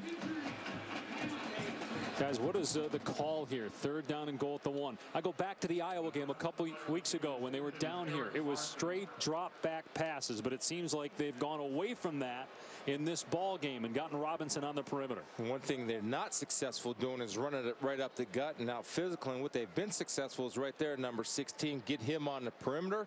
You go the option one way. If you're comfortable, run the option again. That gives yourself the best chance to get the ball in the end zone with 16 making that decision. We'll get a timeout and come back with Eric Martin injured for Nebraska. 3rd and goal Michigan from the 1.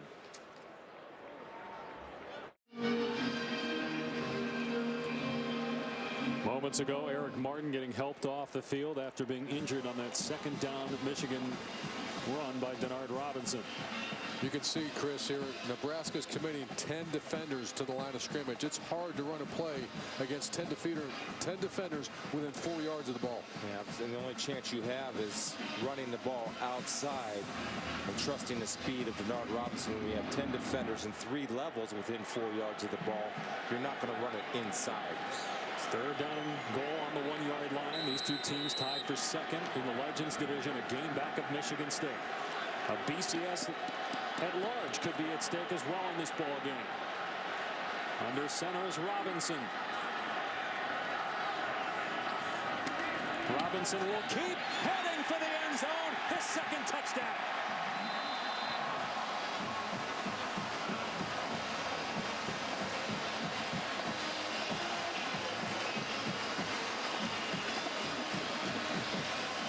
On his 20th carry of the ball game, Denard Robinson gets his 14th rushing touchdown and 2nd of the game.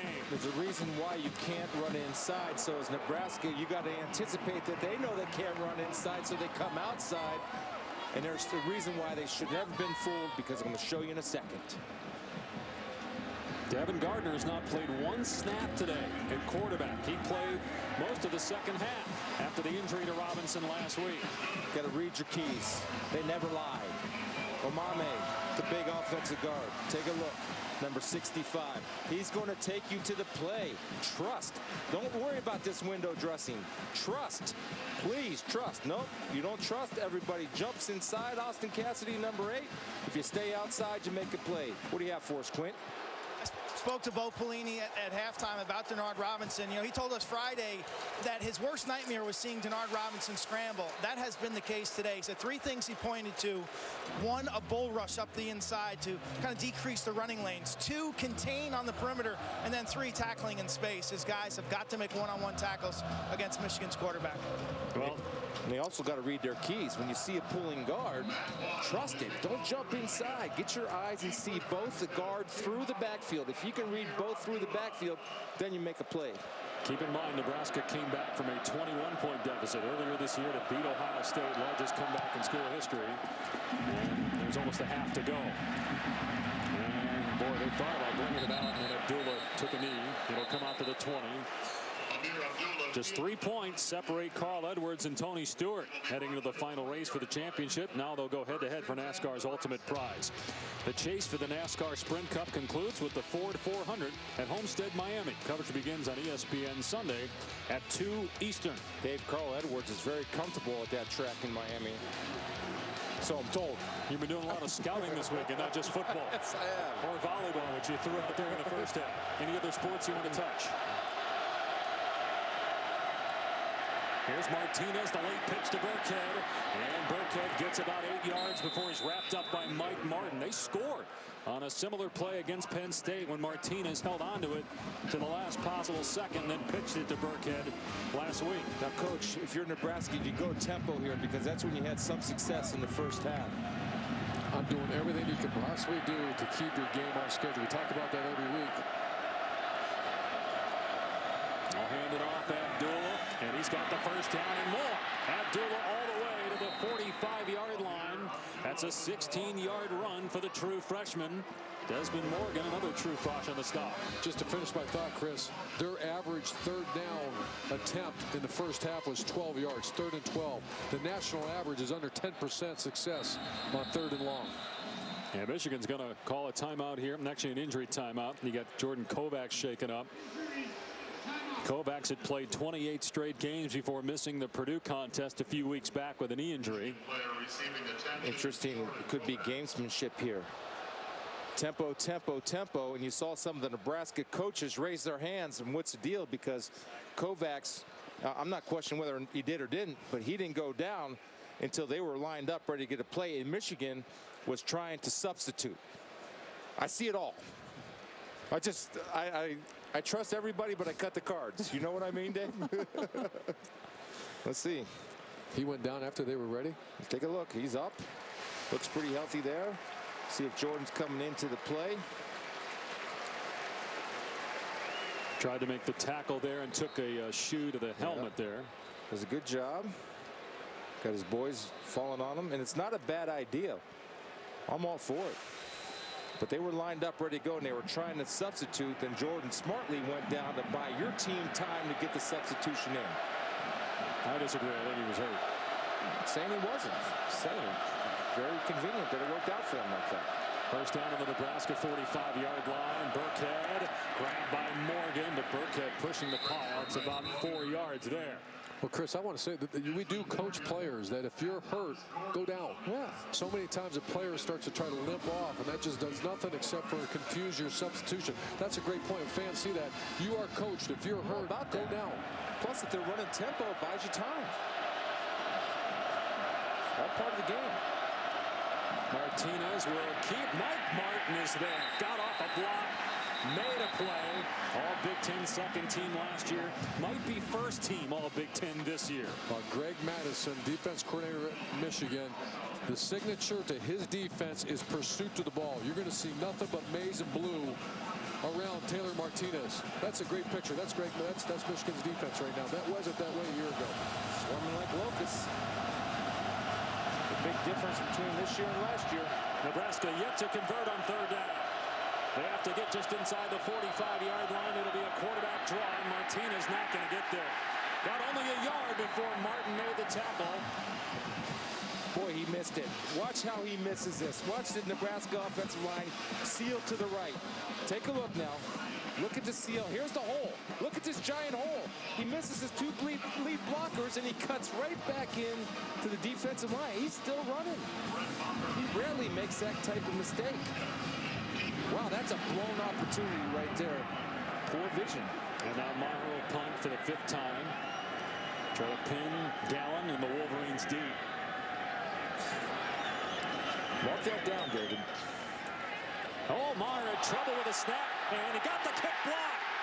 It's picked up by Nebraska, but Michigan will take over at midfield. And Maher is down. Maher's punt was blocked.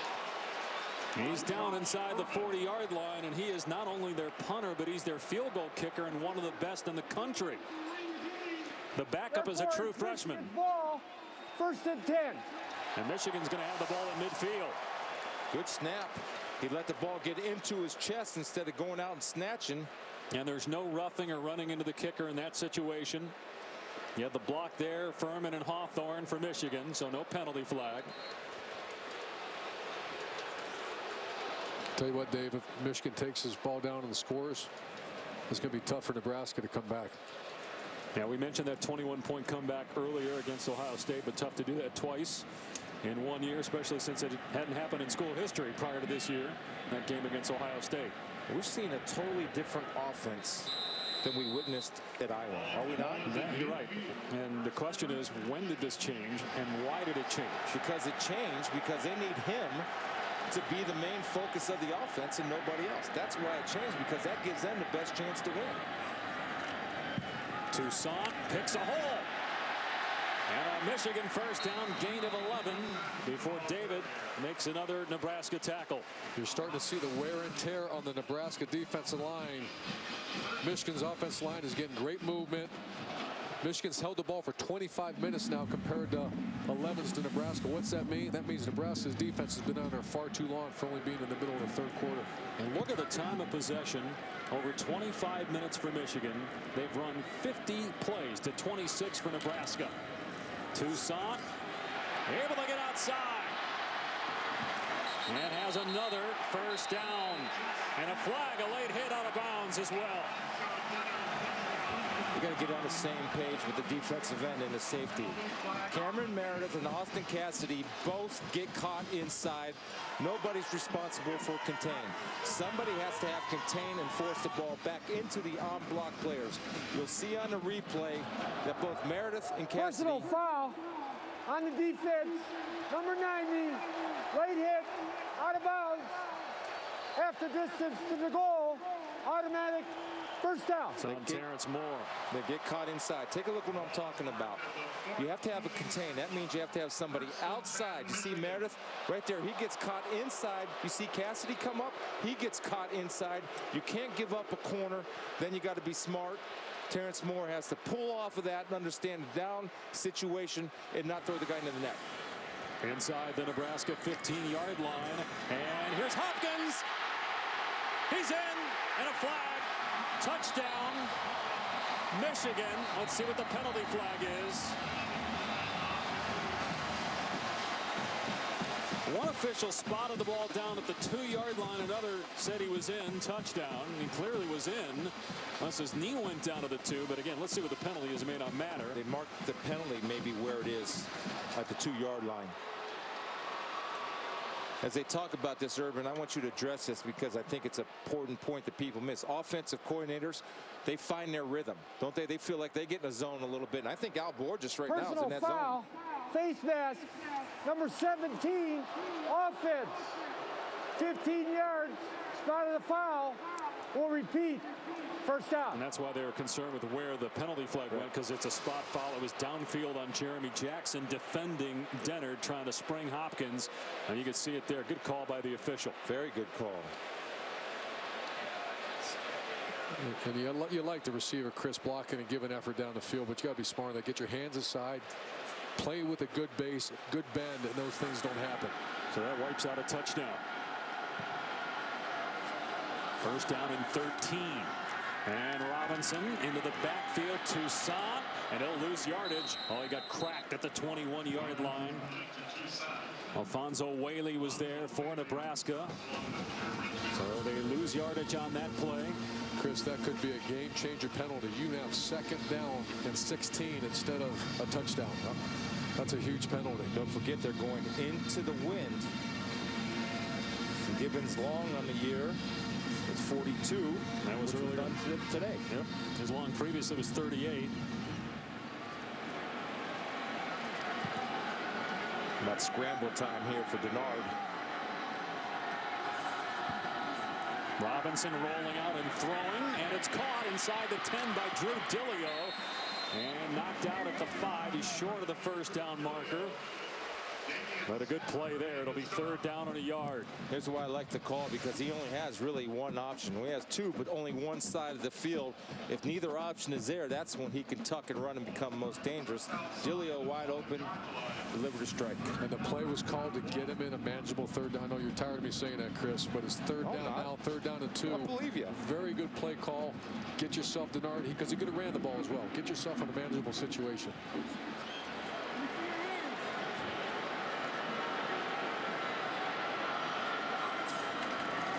Quarterback run. Levante David right in the face of the quarterback Robinson. He did not get it. It's 4th and 1. Do you take the points if you're Michigan? The way Nebraska's offense is playing, I'm going to kick the field goal, take the points, get a 17-point lead. Absolutely. 3-score lead. Take the 3-possession lead. Absolutely. That's what they're going to do. They'll bring on Gibbons. That would have been a great conversation now if Nebraska's offense is cooking, because that's a whole different animal. Then you go for it because points are a premium. Possessions are premium now. So that touchdown wiped out because of the penalty on Jeremy Jackson, and now a 22-yard field goal try. Tough angle here for Gibbons, and either a bat snap or a fake. Dillio to the 1. He got the first down. It'll be first and goal at the 1. Hard to tell if that was a decision made by Dillio, if that was a called fake or a bad exchange. Let's see. Called fake. Oh no, that's a called fake. You see the blocking scheme. It tells you it was a called flake or fake. And there you have our guy again, Big Patrick Omame, pulling and leading the way. So first down and goal at the 1. He did not get in. You can tell by that replay.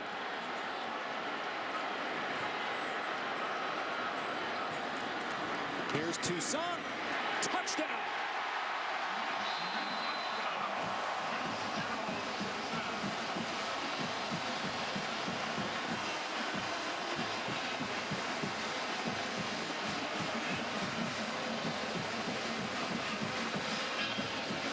The 8th rushing touchdown for Toussaint. He had 8 rushing attempts in 2010, but he's become the featured back for Michigan, giving them another weapon on offense. And they're going to have a 3-score lead with 5 minutes to play. It is 31-10 Michigan. The Wolverines looking for their 9th win, trying to keep Big Ten championship hopes and maybe a BCS at-large shot alive.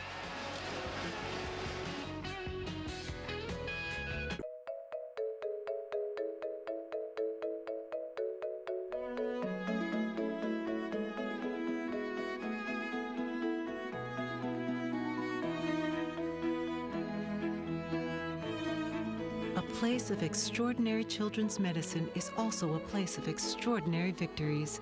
That's the Michigan difference at the University of Michigan C.S. Mott Children's Hospital, a difference continuing at the new Mott. Trust me. Okay. I put a spell on you. Buick Enclave. One look will change your view of luxury. See for yourself why thousands are changing to Buick every month.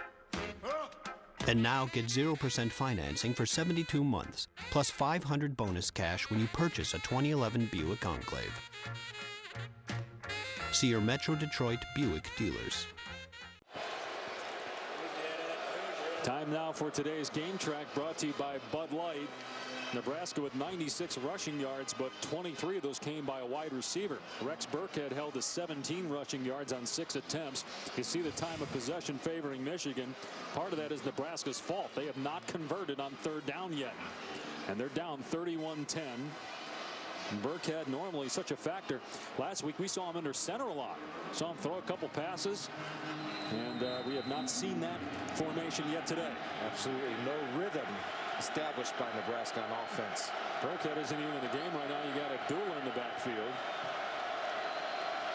Winner of this game still might have a chance at a Big Ten title as Martinez has dropped for no gain. How about this Michigan defense and the job that Greg Madison has done? I think last year they gave up 35 points per game. Now they're down to 15, 5th in the country.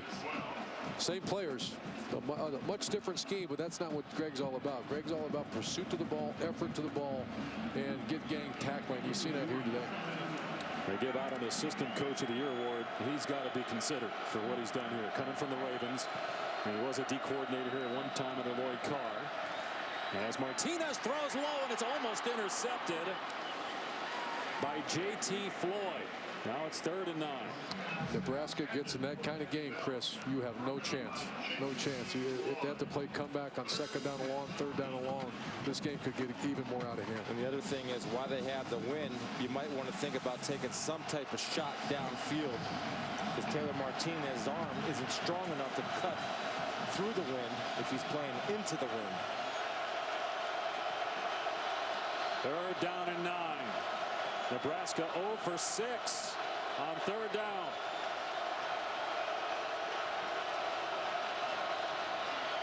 And Martinez throws incomplete, trying to hit Kenny Bell. Let's check in with Reese now as it's 4th down here.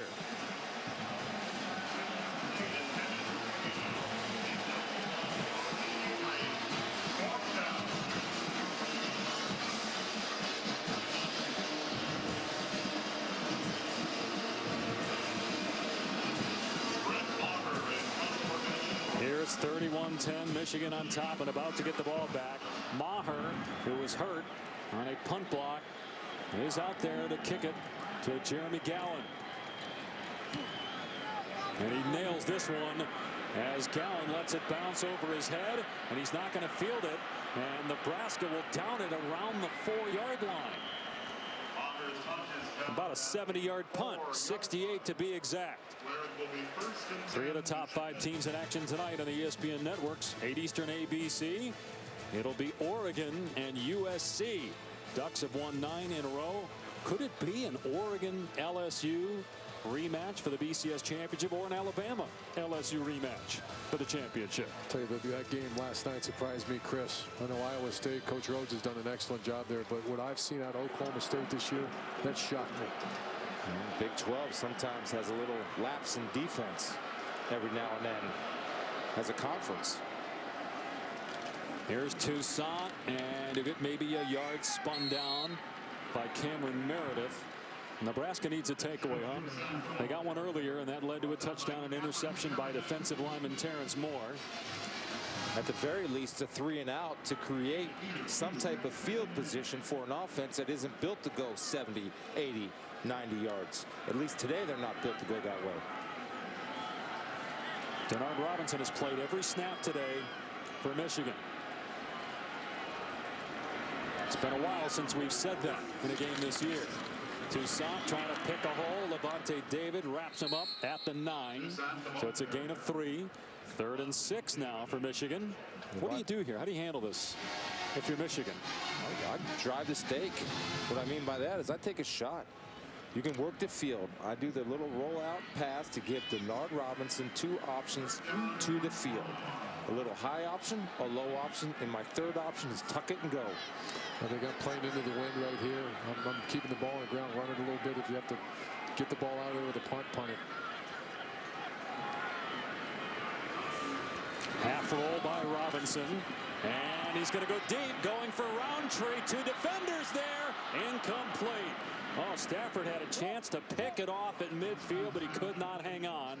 Nebraska does force a punt. Well, they went with I thought they would go with, but he made the poor decision Again, throwing into coverage. If nothing's there, tuck it and run, because I believe he would have got close to the first down if he would have chose to use his feet. So Hagerup will punt now from his end zone. See if Nebraska comes after it here, or if they try to set up the return for Abdullah.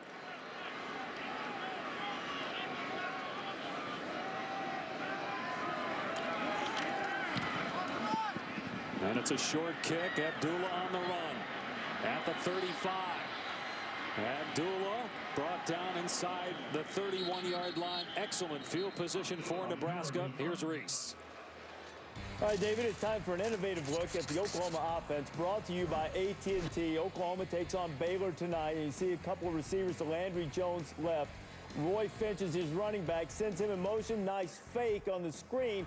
Holds the defense, in this case Texas, just long enough to let Kenny Stills get into the open, beat the defense for a touchdown. That's what Baylor's going to have to deal with against the Sooners tonight.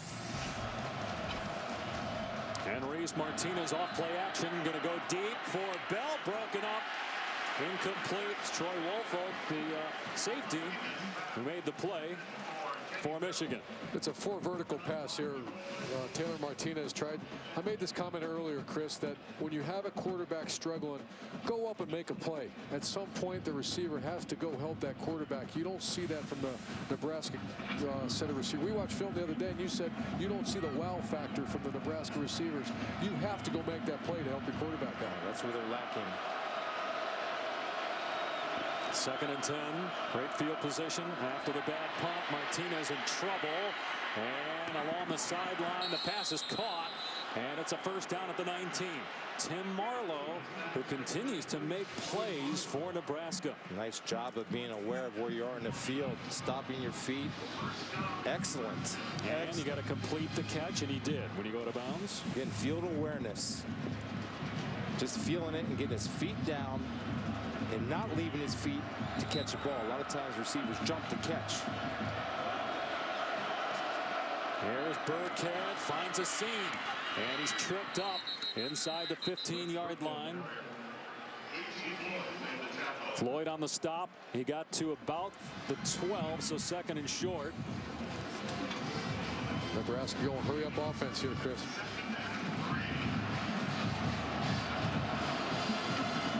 Burkhead again, and driven to the ground at the 10, short of the first down. Hawthorne there defensively. 3rd and 1 coming up. Nice job by Jordan Kovacs coming up from a safety position, and good open field tackle on Burkhead. Give it to him again. Wouldn't be surprised. Same play. There it is. Burkhead, as Kovacs tried to keep him from stretching it out. And we'll see. Yeah, he did. He got the first down, able to stretch the ball out before he went out of bounds. So 1st and goal for Nebraska. That's the first 3rd down conversion today for the Cornhuskers, and it took almost 3 quarters. You hate to see him come out of the game 3 times in a row, because he's your best runner, especially inside. You got a cold back coming off the bench. Here's a pitch. And it's Green inside the 5. Mike Martin and Heininger there at about the 4-yard line. So gain of 4, 2nd and goal. It's the first time we've seen all day. Even when they scored earlier, it was off three quick plays. This is the first sustained drive we've seen that by the Nebraska offense. And down for Michigan is freshman Brennan Byer, one of the guys that, Chris, you were talking about in the first half. Like Morgan and Countess, freshmen that have played big roles for Michigan on defense, turning things around for that group. Well, there's a statement to be made there. When you have 3 true freshmen that are big-time players and contributors on your defense, that kind of shows where a little bit of their talent might have been depleted on the defensive side over the years, and that shows what Brady Hoke is doing as far as recruiting. And once they get the talent that they need at Michigan, they're a Michigan defense now. They'll really be a Michigan defense when all that talent starts rolling in. Meanwhile, just noticed that Wisconsin leads at Illinois. The Badgers trying to keep their hopes alive of playing in the Big Ten championship. Now, Michigan would have to win twice and have Michigan State lose twice, but the Spartans playing Indiana today. Nebraska needs to win twice and have Michigan State lose a game. But still, If Michigan can win here and beat Ohio State next week, they got a shot at a BCS at large, even if they don't play in the Big Ten title game. Same for Nebraska if it can win out. They play Iowa at home on Friday. They're down 3 scores here with a minute to go in the third.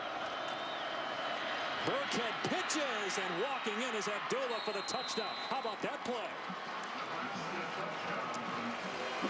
See that one before, Evan? I got to look at that one again. That was a handoff. Double option off a handoff. It's a quadruple option. Who pitched that? It was Burkhead that pitched it after Martinez and Burkhead were sharing the ball for about 3 yards. Draw that one up. That's a quadruple option. Martinez. I have never, to answer your question, I've never seen. Have you seen that? No. Well, you're better to say it. I mean, you've been doing this a lot longer than I have. You've never seen it. No, I'm looking forward to seeing this again here. If you ever get back into coaching, will we see that in the red zone someday? I would run that. Second rushing touchdown for Abdullah. He had one last week against Penn State. That's big. Getting it down to 2 scores with under a minute to go in the third. I'm going to apologize to our viewers before we do this. I've never seen this play. They're going to hand off to Burkhead. Looks like he's reading the defensive end. The defensive end closed. Wow. That's well executed. Now I have to find out if he read the defensive end first. That's a legitimate triple option with 2 different guys carrying the ball. I've never seen that. That's a tough play to defend now. He is. When you see Taylor Martinez keeps his hands in the mesh, that's called the mesh. When you sink the ball into the fullback's belly, he's reading the defensive end. Defensive end closed. He handed the ball to Burkhead. Burkhead must have pitched off the next defender. Well, he reads the corner. The corner's coming up to close, and then you're outflanked because you have Abdullah running as the pitch man. The key. Boy, football's a great game, ain't it, Chris? I mean, that's they beautiful. sit there and work in those film rooms to come up with a play like that. The key on that drive was the punt from Mars, 69 yards at Penn, Michigan deep, and they went 3 and out. And actually were better off after the Michigan punt than they would have with the interception that was dropped, because they got the ball at the 30-yard line of Michigan to start that drive. I know I'm going to beat this play up now, but think of the trust you have in Burkhead. That's your point right there. Now I know why a lot of people don't run those plays. Do you imagine how many tailbacks can take a handoff, then pitch off the next defender? Not many. Here's Odoms. He'll run it out for Michigan. And Odoms gets nailed at the 24-yard line. Took a shot from Jim Edke. Okay, there's no question. Taylor Martinez is reading the defensive end. The defensive end closed. He's going to give the ball. Burkhead now is going to come pitch off the next defender outside, which is a strong safety. Ball is marked at the 25-yard line. Now look at the reacts from Coach Madison and Brady Hook. What's that? I don't know. I've never seen that. Get the chalkboard out, boys. Look at that. That's great. Well, let's make sure we put that in our playbook. By the way, there was holding on the kick return, so that backs Michigan up inside its 15-yard line. Opportunity again for this Nebraska defense to help their offense with field position. Probably won't get time. The quarter will run out. Tell you what, Chris, this one's not over now. Get the ball back in field position. It's a two-score game.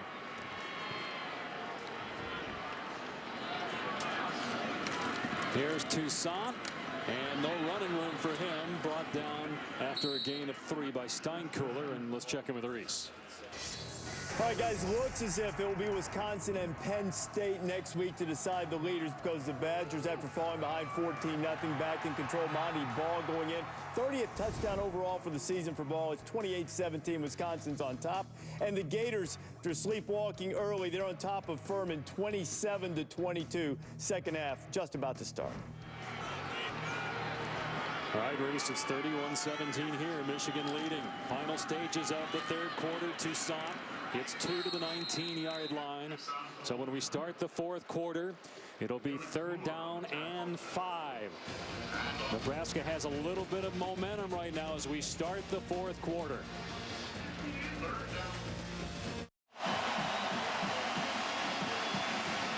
Back in Ann Arbor as we start the fourth. Michigan on top of Nebraska, 31-17. One of the oldest and most bitter rivalries in college football featured tonight on the ESPN networks at 10:15 Eastern. It is Stanford and Cal, the big game. the 114th edition.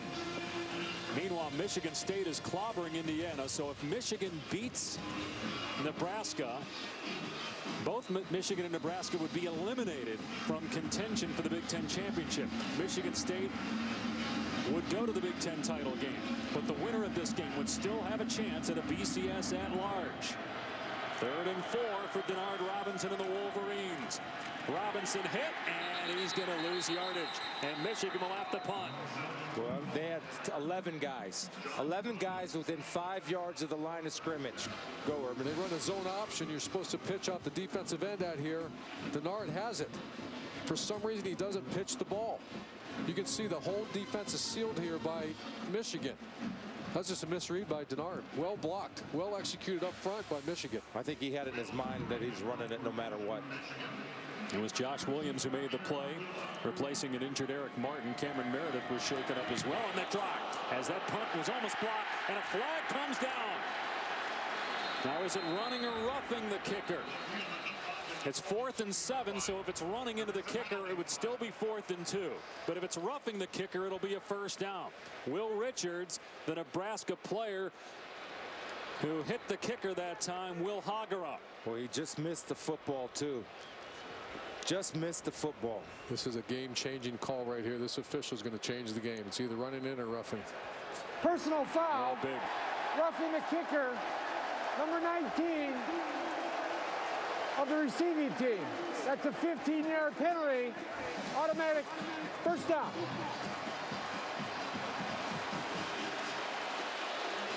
Oh, no. Is that roughing? I don't know.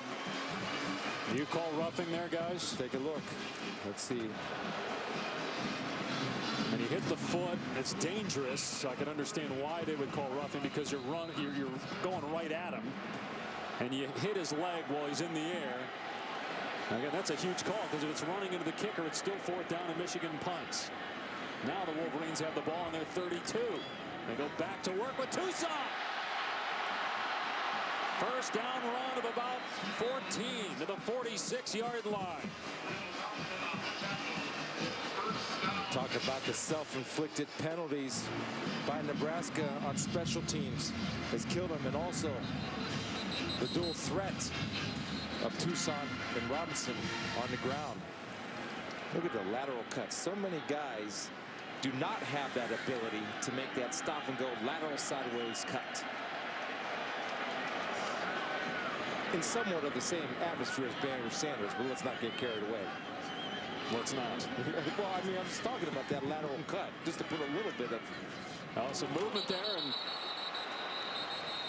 it looked like Robinson wanted the ball to be snapped, but the center, Molk, didn't snap it. Michigan is the least penalized team in the Big Ten, 5th fewest penalties in the country. Prior to the snap infraction on the offense, number 50. 5-yard penalty, still first down. But let's not disregard that a lot of Nebraska's mistakes have come off the third part of the third phase of the game. Boy, that was interesting. He didn't snap it there. Special teams. That's 1st and 15 at the 41.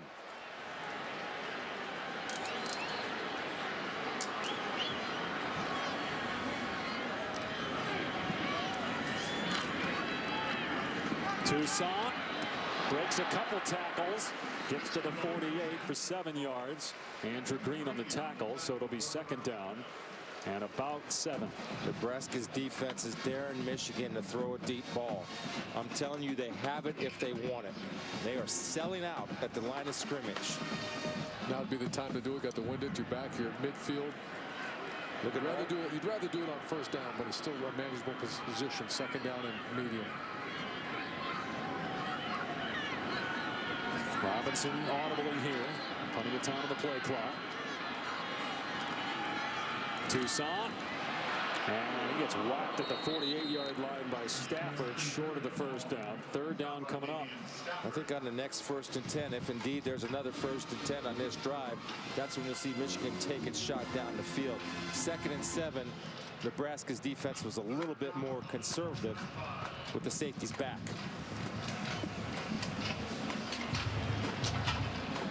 33 minutes to 14 possession time difference so far. Nebraska's still in this ball game, only a 2-score difference. That and the special teams miscues for the Cornhuskers. 3rd down and 4. Robinson to throw. His pass is caught for a first down at the 40-yard line by Odoms. Denard does a nice job setting his feet. It's 0 coverage. You can see the safeties are down. Beat man coverage. Nice job, Denard Robinson. He's playing so far, other than a turnover, he's playing the best game I've seen him play so far this year. He's accounted for 3 touchdowns, 2 rushing, 1 passing. And he just seems like he's back to playing like Denard Robinson. You watch him on the sideline, you watch his energy. Here's Toussaint, and he gets stood up by Compton. Minimal gain. You wonder, guys, as Compton is shaken up, does it help Denard Robinson to think you're going to play every snap? I mean, in previous games, there's times where he's not even on the field or he's lined up with wide receiver. I'll jump on that before Chris does. Absolutely. Absolutely. You know he's your quarterback. He's not coming out. Now we got a timeout with the injury to Will Compton for Nebraska.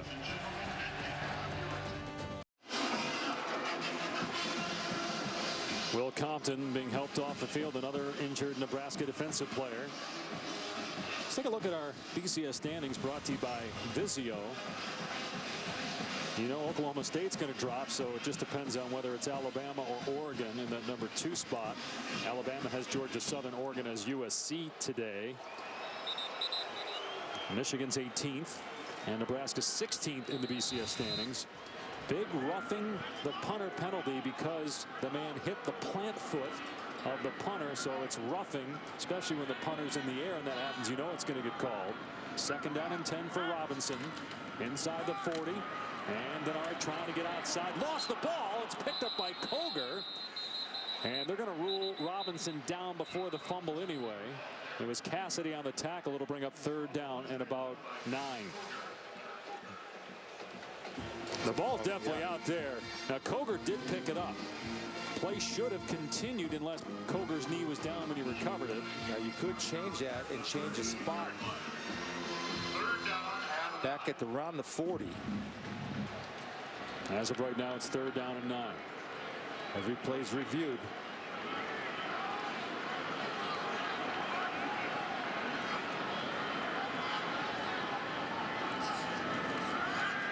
Robinson going to go to the end zone in double coverage, and it is caught. Touchdown, Martavius Odoms.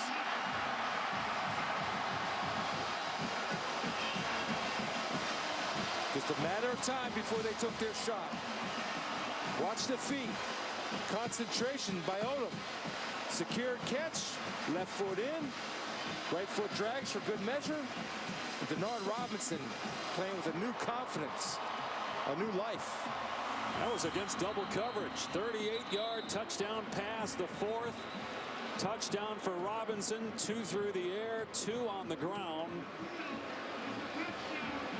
The play is under further review. Now they're going to look to make sure that he completed the catch. It looked from our replay that he did, that when he went to the ground, he continued to possess the football. And watch the official. The official's going to watch him to make sure he has possession of the football. You'll see the left foot right there. Left foot will be down. Watch the right foot drag. The ball's secure. But again, when he goes to the ground, you got to keep it. And from that angle, you can't tell. But the ball's secure. It's not moving around. That's a touchdown, boys. That's great concentration. But I was watching the official, and the official's eyes never left where the ball was placed. And that's the right call. Absolutely the right call. And I love the offensive call by Al Borges, Urban and I, and you were talking about it. It's just a matter of time because of the man coverage and the safety sitting up inside. Where do you go? Post, post, post when safeties are shallow. Well, Dave made the comments double coverage. It's double coverage, but the safeties were so far underneath. It really wasn't double coverage. You got behind the safeties. So a single coverage with outside leverage, and that's, you want to throw the Never post outside against leverage. That's my whole point. When you play safeties up, the corner's job is to take away the post first and foremost. Never give up the inside. How about Martavius Odoms? That's only his 4th catch of the year, but it's a 2nd touchdown catch. He had one last week from Devin Gardner against Illinois. After further review, the ruling on the field stands. Touchdown. So they say they didn't have enough video evidence there to confirm it, but it looked pretty good from our vantage point. Doesn't matter, it's a touchdown, and it's a 3-possession game. So that roughing the punter penalty back inside the 5-yard line, basically, still a shot, but with the way Nebraska's offense is played and its inability to stop Michigan's offense, a 3-score lead with 10 minutes to go, they certainly are in command. So a huge penalty. And it led to a Michigan touchdown as Denard Robinson playing perhaps his best game of the season. 2 touchdown passes, 2 on the ground.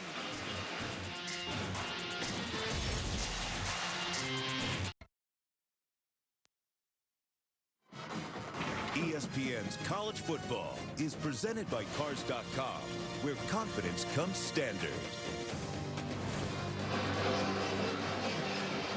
Special teams been problematic for Nebraska. Here's Bell on a kick return early in the second half. Fumbled the ball, recovered by Michigan.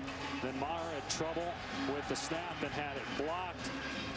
And then a fake and a field goal led to a first down, eventually a touchdown. And then roughing the punter when it looked like Nebraska was going to get good field position with momentum. Michigan takes it down and scores a touchdown. So as you look at the special teams problems for Nebraska, here's one for you. Denard Robinson with his 35th career touchdown pass that ties him with Tom Brady for 7th all time. Now Brady, of course, split time with Drew Henson when they are here.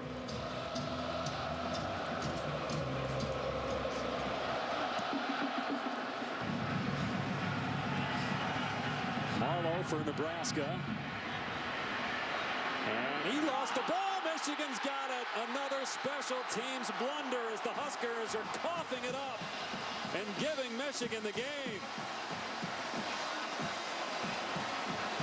Dylan Esterlin with the fumble recovery. Michigan will have it inside the Nebraska 25.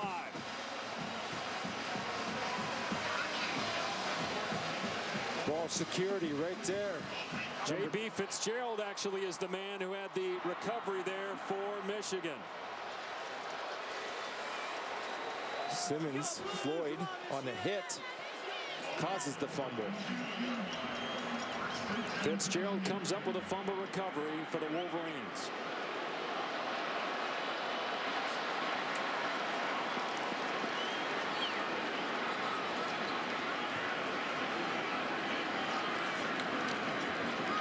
Toussaint grabbed from behind and smothered by Alonzo Whaley. Loss of 3 on the play. Next week, Michigan will host Ohio State with an opportunity for its 10th win, assuming the Wolverines hang on here. And a BCS at large. Michigan State is going to play in the Big Ten championship game. Its opponent yet to be determined. Likely either Penn State or Wisconsin. I was with you guys when we did the Michigan State game. Completely different looking football team than the Maize and Blue. Completely. Defense are playing like they did. Offense completely different. Special teams completely different. Here's Toussaint wrapped up at the 25 by David for no gain. Now Brady Hoke's interesting. Some of you know this, some of you don't. He refers to Ohio State as Ohio. In fact, they have a clock in the building that says the countdown to the Ohio game. Their last win was in 2003 against Ohio State. They were 1-9 against Jim Tressel. 7 straight losses for Michigan. And this senior class trying to avoid losing 4 times to Michigan State and 4 times to Ohio State. Games at noon against the Buckeyes next Saturday. Here's Robinson on 3rd and 13. His pass incomplete. Green on the coverage. It's 4th down. Again, and I know you get confidence throwing the football, but understand what you do best. He has a shot. There's nothing but green space for the first down for Denard Robinson if he chose to run the football. That's when he gets to that point, that's when he re-becomes the most dangerous offensive player in America. I'm just surprised you dismissed the whole Brady Hoke comment about calling it He's Ohio. also got a sign that the last time they beat Ohio or Ohio State has been over 2,000 days. Almost 3,000. 42-yard attempt. And that's no good. Missed it wide to the right. So technically Nebraska's still alive, down 3 scores, but 8:36 remaining, as that special teams blunder doesn't cost them any points. Still down 21 though.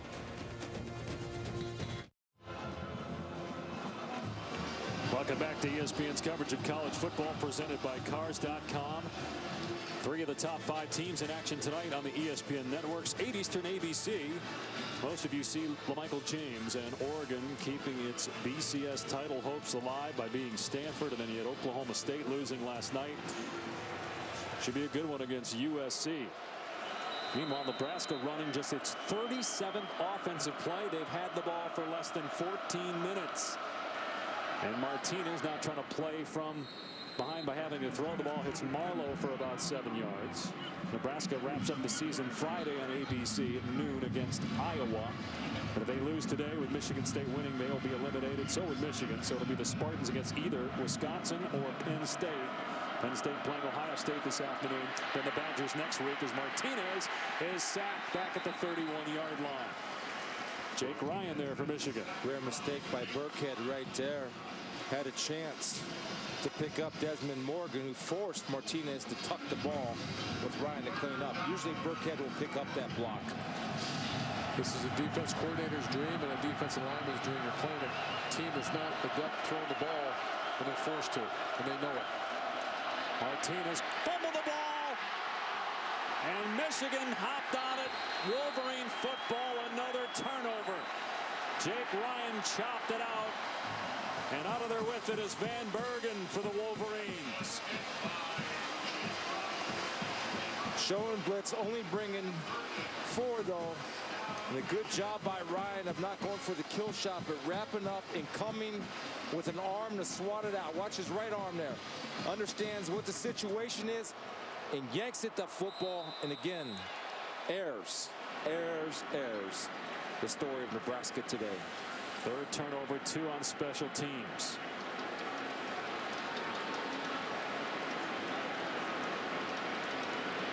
Ball on the 31 of Nebraska. Here's Toussaint. And he keeps going inside the 20. Toussaint, touchdown.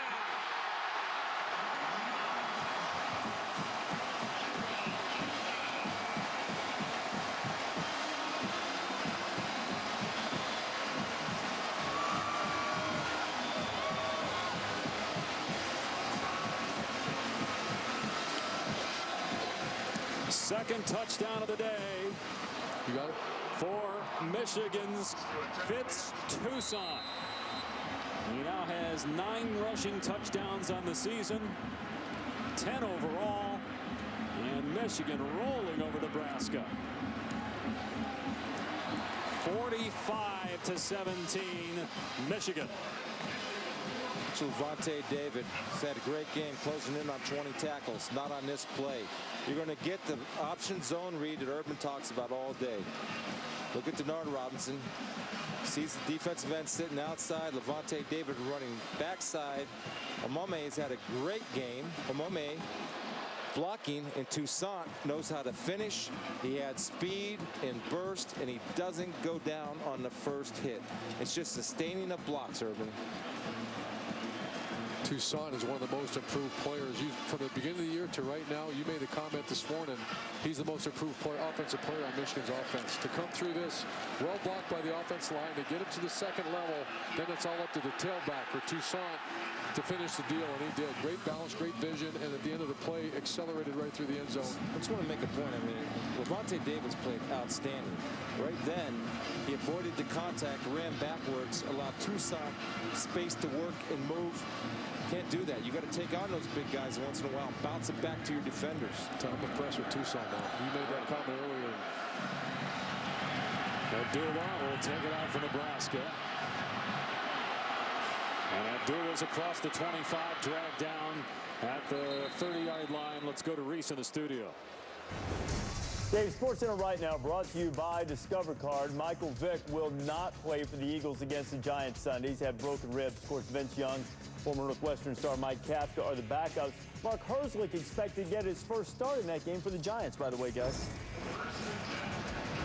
Yep. I was actually there. Saw Vic get hurt last week. Boy, talk about guys not looking the same. Like a completely different quarterback from last year, Michael Vick. First down on the 30. And Martinez throws complete to Bell. He's short of the first down. Troy Woolfolk there. If you're a Michigan fan, did you see this coming this year? After the last 3 years, yeah, you knew they were good on offense, but the defense and how things have changed. Well, that's why you bring in a Greg Madison as a flag is thrown on the field. It's going to be a substitution Illegal penalty. Substitution. The offense had 12 players in the formation. Number 10, that's a 5-yard penalty. Still second down. I wonder what that call is. We had a chance to talk with Urban Meyer about Greg Madison. Greg's a great defensive coordinator. He's a recruiter. We talked to Greg yesterday, and Greg said this, that he enjoyed coaching in the NFL, but it was all about scheming and game planning. And one of the reasons why he came back to college was the fact that he wanted to get back into coaching. That means teaching techniques and kids how to play football. Martinez in trouble. He throws, and it's incomplete. Now, the other thing, Madison's got a daughter that lives in the area. His son who plays for the Ravens comes back to South Bend in the offseason. Urban, you've known Greg Madison for a long time and worked with him at Florida. What's your take on the job he's done here? Well, just a quality guy. And when you make the comment about teaching, it's a much different animal when you're going to go walk in a meeting room with Ray Lewis. How much teaching is going on? It's all about scheme and what zone pressure to call. Greg likes to impact young guys that help him through life, and he's a great man. He's a great coach. And he's got him playing Michigan defense again as the ball floats out of the arm of Martinez. Kovacs coming on a blitz, hit the quarterback. It's fourth down. What they're doing is showing blitz, but they're still only rushing 4. And Taylor Martinez has not seen it all day. Everybody else is going to drop out. They're only going to rush 4. But it looks like they're bringing 6. Take a look. Now Kovacs is going to come and watch everybody else drop out. You only have a 4-man pressure, and here comes Kovacs unblocked to make the play. And that's when you saw Madison get that little signal when he was winding his hand by his head. That's an international signal for show, but don't run it. Here's Gallen for Michigan on the punt return. And gobbled up at the 34-yard line. Well, we talked about Greg Madison trying to bring back Michigan defense. They're playing Michigan defense. Physical are the Wolverines today. A bit warmer in Maui than it is here. Actually not bad for mid-November. It's about 50 degrees as Devin Gardner is coming in for the first time at quarterback. In previous games we'd see him in there with either Robinson out at wide receiver or out of the game. And Gardner, who played most of the second half last week against Illinois when Robinson was injured, picks up about 3, pushed out by Cassidy. There's a flag down in the backfield. Holding number 77, offense. 10-yard penalty. Repeat. First down. No, you're talking about Greg Madison and the difference between coaching an NFL player, veteran, and a young college player. And Chris Spielman made this observation earlier. The way Denard plays, he hasn't been running angry. He hasn't been running with passion or playing with passion. I've been kind of watching him on the sideline, watching his visual expressions, his facial expressions. He's playing with that passion. And for a young college player, that's a huge part of the game. Play with passion and love the game. Michael Shaw into the game and running back for Tucson. Shaw trying to get outside. Stafford's got him, though, for a loss on the play at the 22. When's the last time you saw Denard Robinson play as well as he did today? Last year against this type of competition. I mean, this is a pretty darn good defense coming in. And when you become a dual threat, that just puts a bunch of headaches on the plate of Luke Fickell and the Ohio State defensive coaching staff, because all of a sudden he's added, at least today in the first half, he added the scrambling game to his run game, which is really a pain to defend against.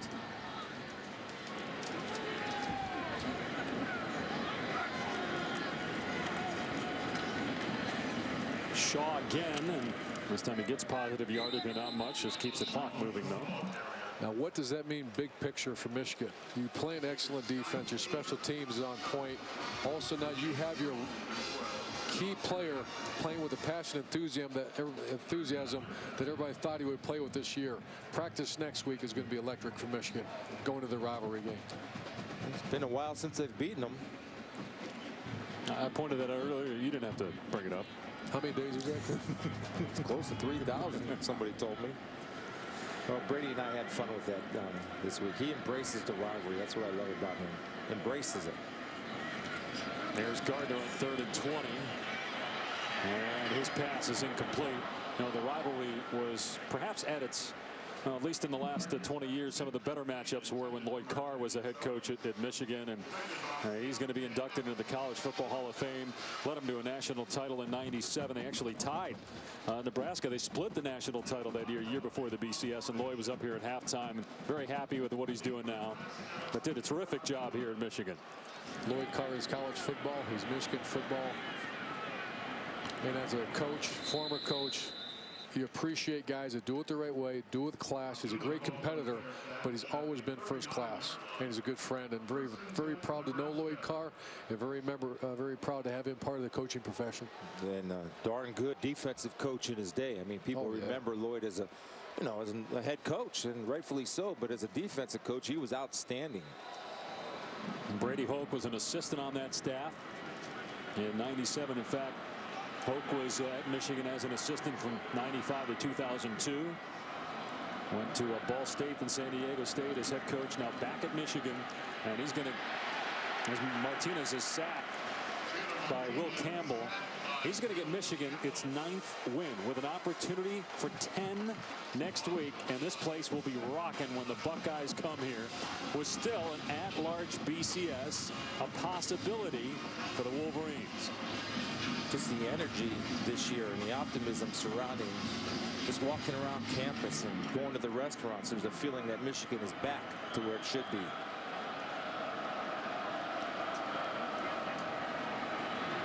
And Burkhead across the 45 to the 46 where Will Campbell is. You know, you made the comment, did you see this comment? I had the opportunity to come watch Michigan practice in the spring in the indoor facility. I walked around. It was nothing like I expected. You know, you watched them on film on defense last year, and they were out. It didn't look very good. And I watched them run around the practice field in the spring, and you saw some good players out there. You saw some guys running around and wanting to get better. Martinez, and he's got the first down, and then he gets trailed by Will Campbell at the 38-yard line. But there's a coaching point, and referencing what Urban just talked about is what they're believing in, is what Greg Madison builds his defense on, which is pursuit. And that time, Will Campbell not giving up on a play, chasing the ball downfield, and as Martinez gets knocked back, he gets a chance for a knockout shot. Ball at the 38-yard line, and Martinez steps up, throws complete to Enunwa to the 26 for a first down. Let me ask you this, as a former coach and a former player, how much does belief play in? Because it's not like the talent level for Michigan on defense got enormously better from last year. In college football, everything. In pro football, I don't know, because you're working for paychecks and everything else. You're putting your belief in a system and in a coach. Once you get that, that's half the problem. That's half the issue right there. Now you got to get talent, make sure you have the right scheme. But once they believe in you, they'll do anything for you. Jay Long, the intended receiver, pass behind him, incomplete.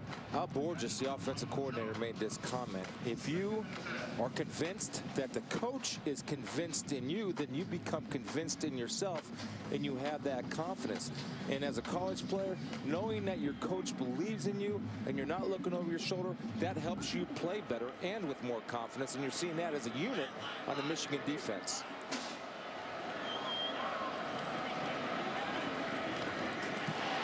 Good open field tackle by Hawthorne on Enunwa, so it'll bring up third down. Michigan led 17-10, but turnovers by Nebraska. And Denard Robinson blew open this game. 28 second-half points for Michigan. And Taylor Martinez has not had a great day, but not a lot of plays. They just didn't have the ball enough. Now, part of that is because they couldn't convert third downs. Here's 3rd and 8 for Martinez, and it's caught by Reed for a first down at the 9. That'll be 1st and goal. You know, we talk about Denard Robinson and what he's brought. But the difference maker in this offense in the wild card is Toussaint, who's really upped his game as the year's gone on. And that's that whole thing about a coach being convinced in him. He's convinced in himself. Martinez will flow it into the end zone, and it's incomplete, intended for Reed. Van Slyke was defending.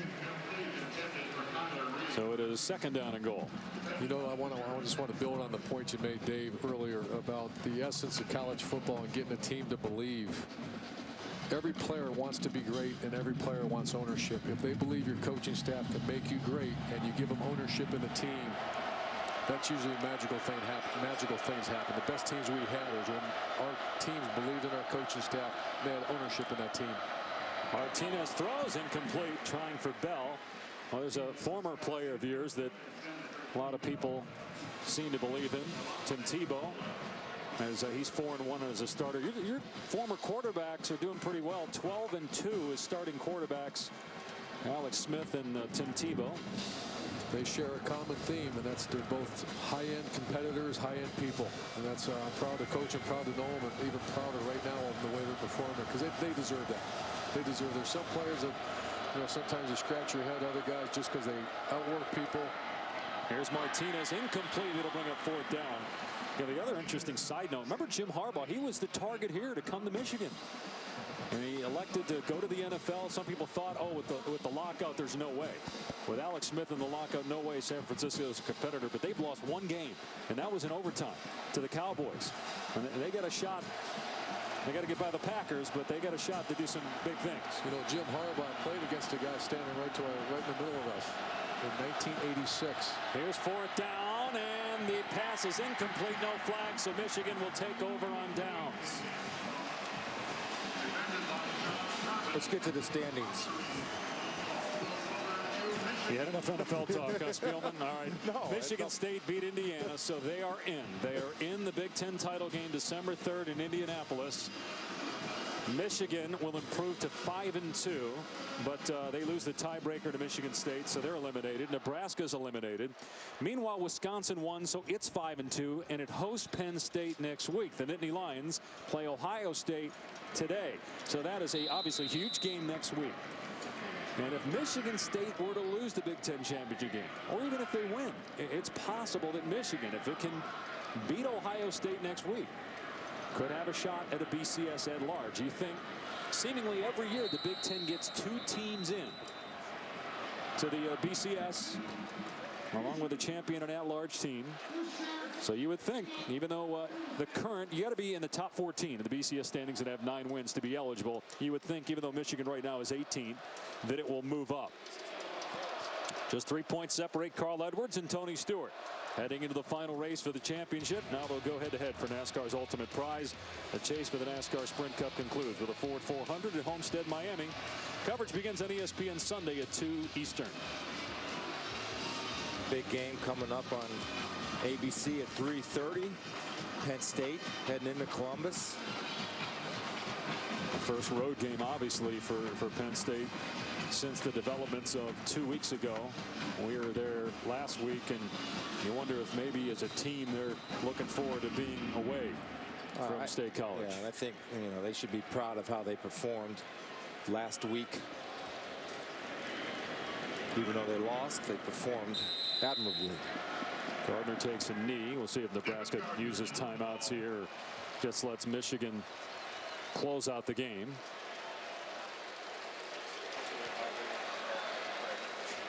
Wolverines will take on the Buckeyes here at noon next Saturday. Last year, they lost 37-7 in Columbus. Their last win against Ohio State was in 2003. 7 straight losses to the Buckeyes. But obviously this is a different Michigan team, and Ohio State is obviously different with 4 losses and 3-3 in the Big Ten. Gardner will have to take a knee one more time, and Michigan is going to win its 9th game. Nebraska will fall to 8-3, but still a shot at 9 wins next week against Iowa, and then perhaps a 10th win in a bowl game. Don't devalue the opportunity for Nebraska to finish strong now, because it's going to carry over to recruiting, off season. Bo Pelini's a heck of a coach. He's had great success there. He has to get these guys back. Get this one. I don't know if he even show this tape. Bring them back on Sunday. Get to work and get ready for Iowa. Find a way to get that win. It's a short week, too. That game Friday at noon Eastern on ABC. This day belongs to the Wolverines. Michigan beats Nebraska 45-17. Brady host squad is 9-2, 5-2 in the Big Ten.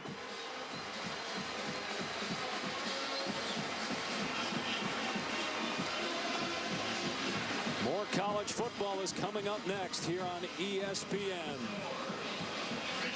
For Urban Meyer, Chris Spielman, Quinn Kesnick, our entire outstanding crew, I'm Dave Pasch. This has been a presentation of ESPN, the worldwide leader in sports. So long from Ann Arbor. Now we go to Reese Davis in our ESPN studio.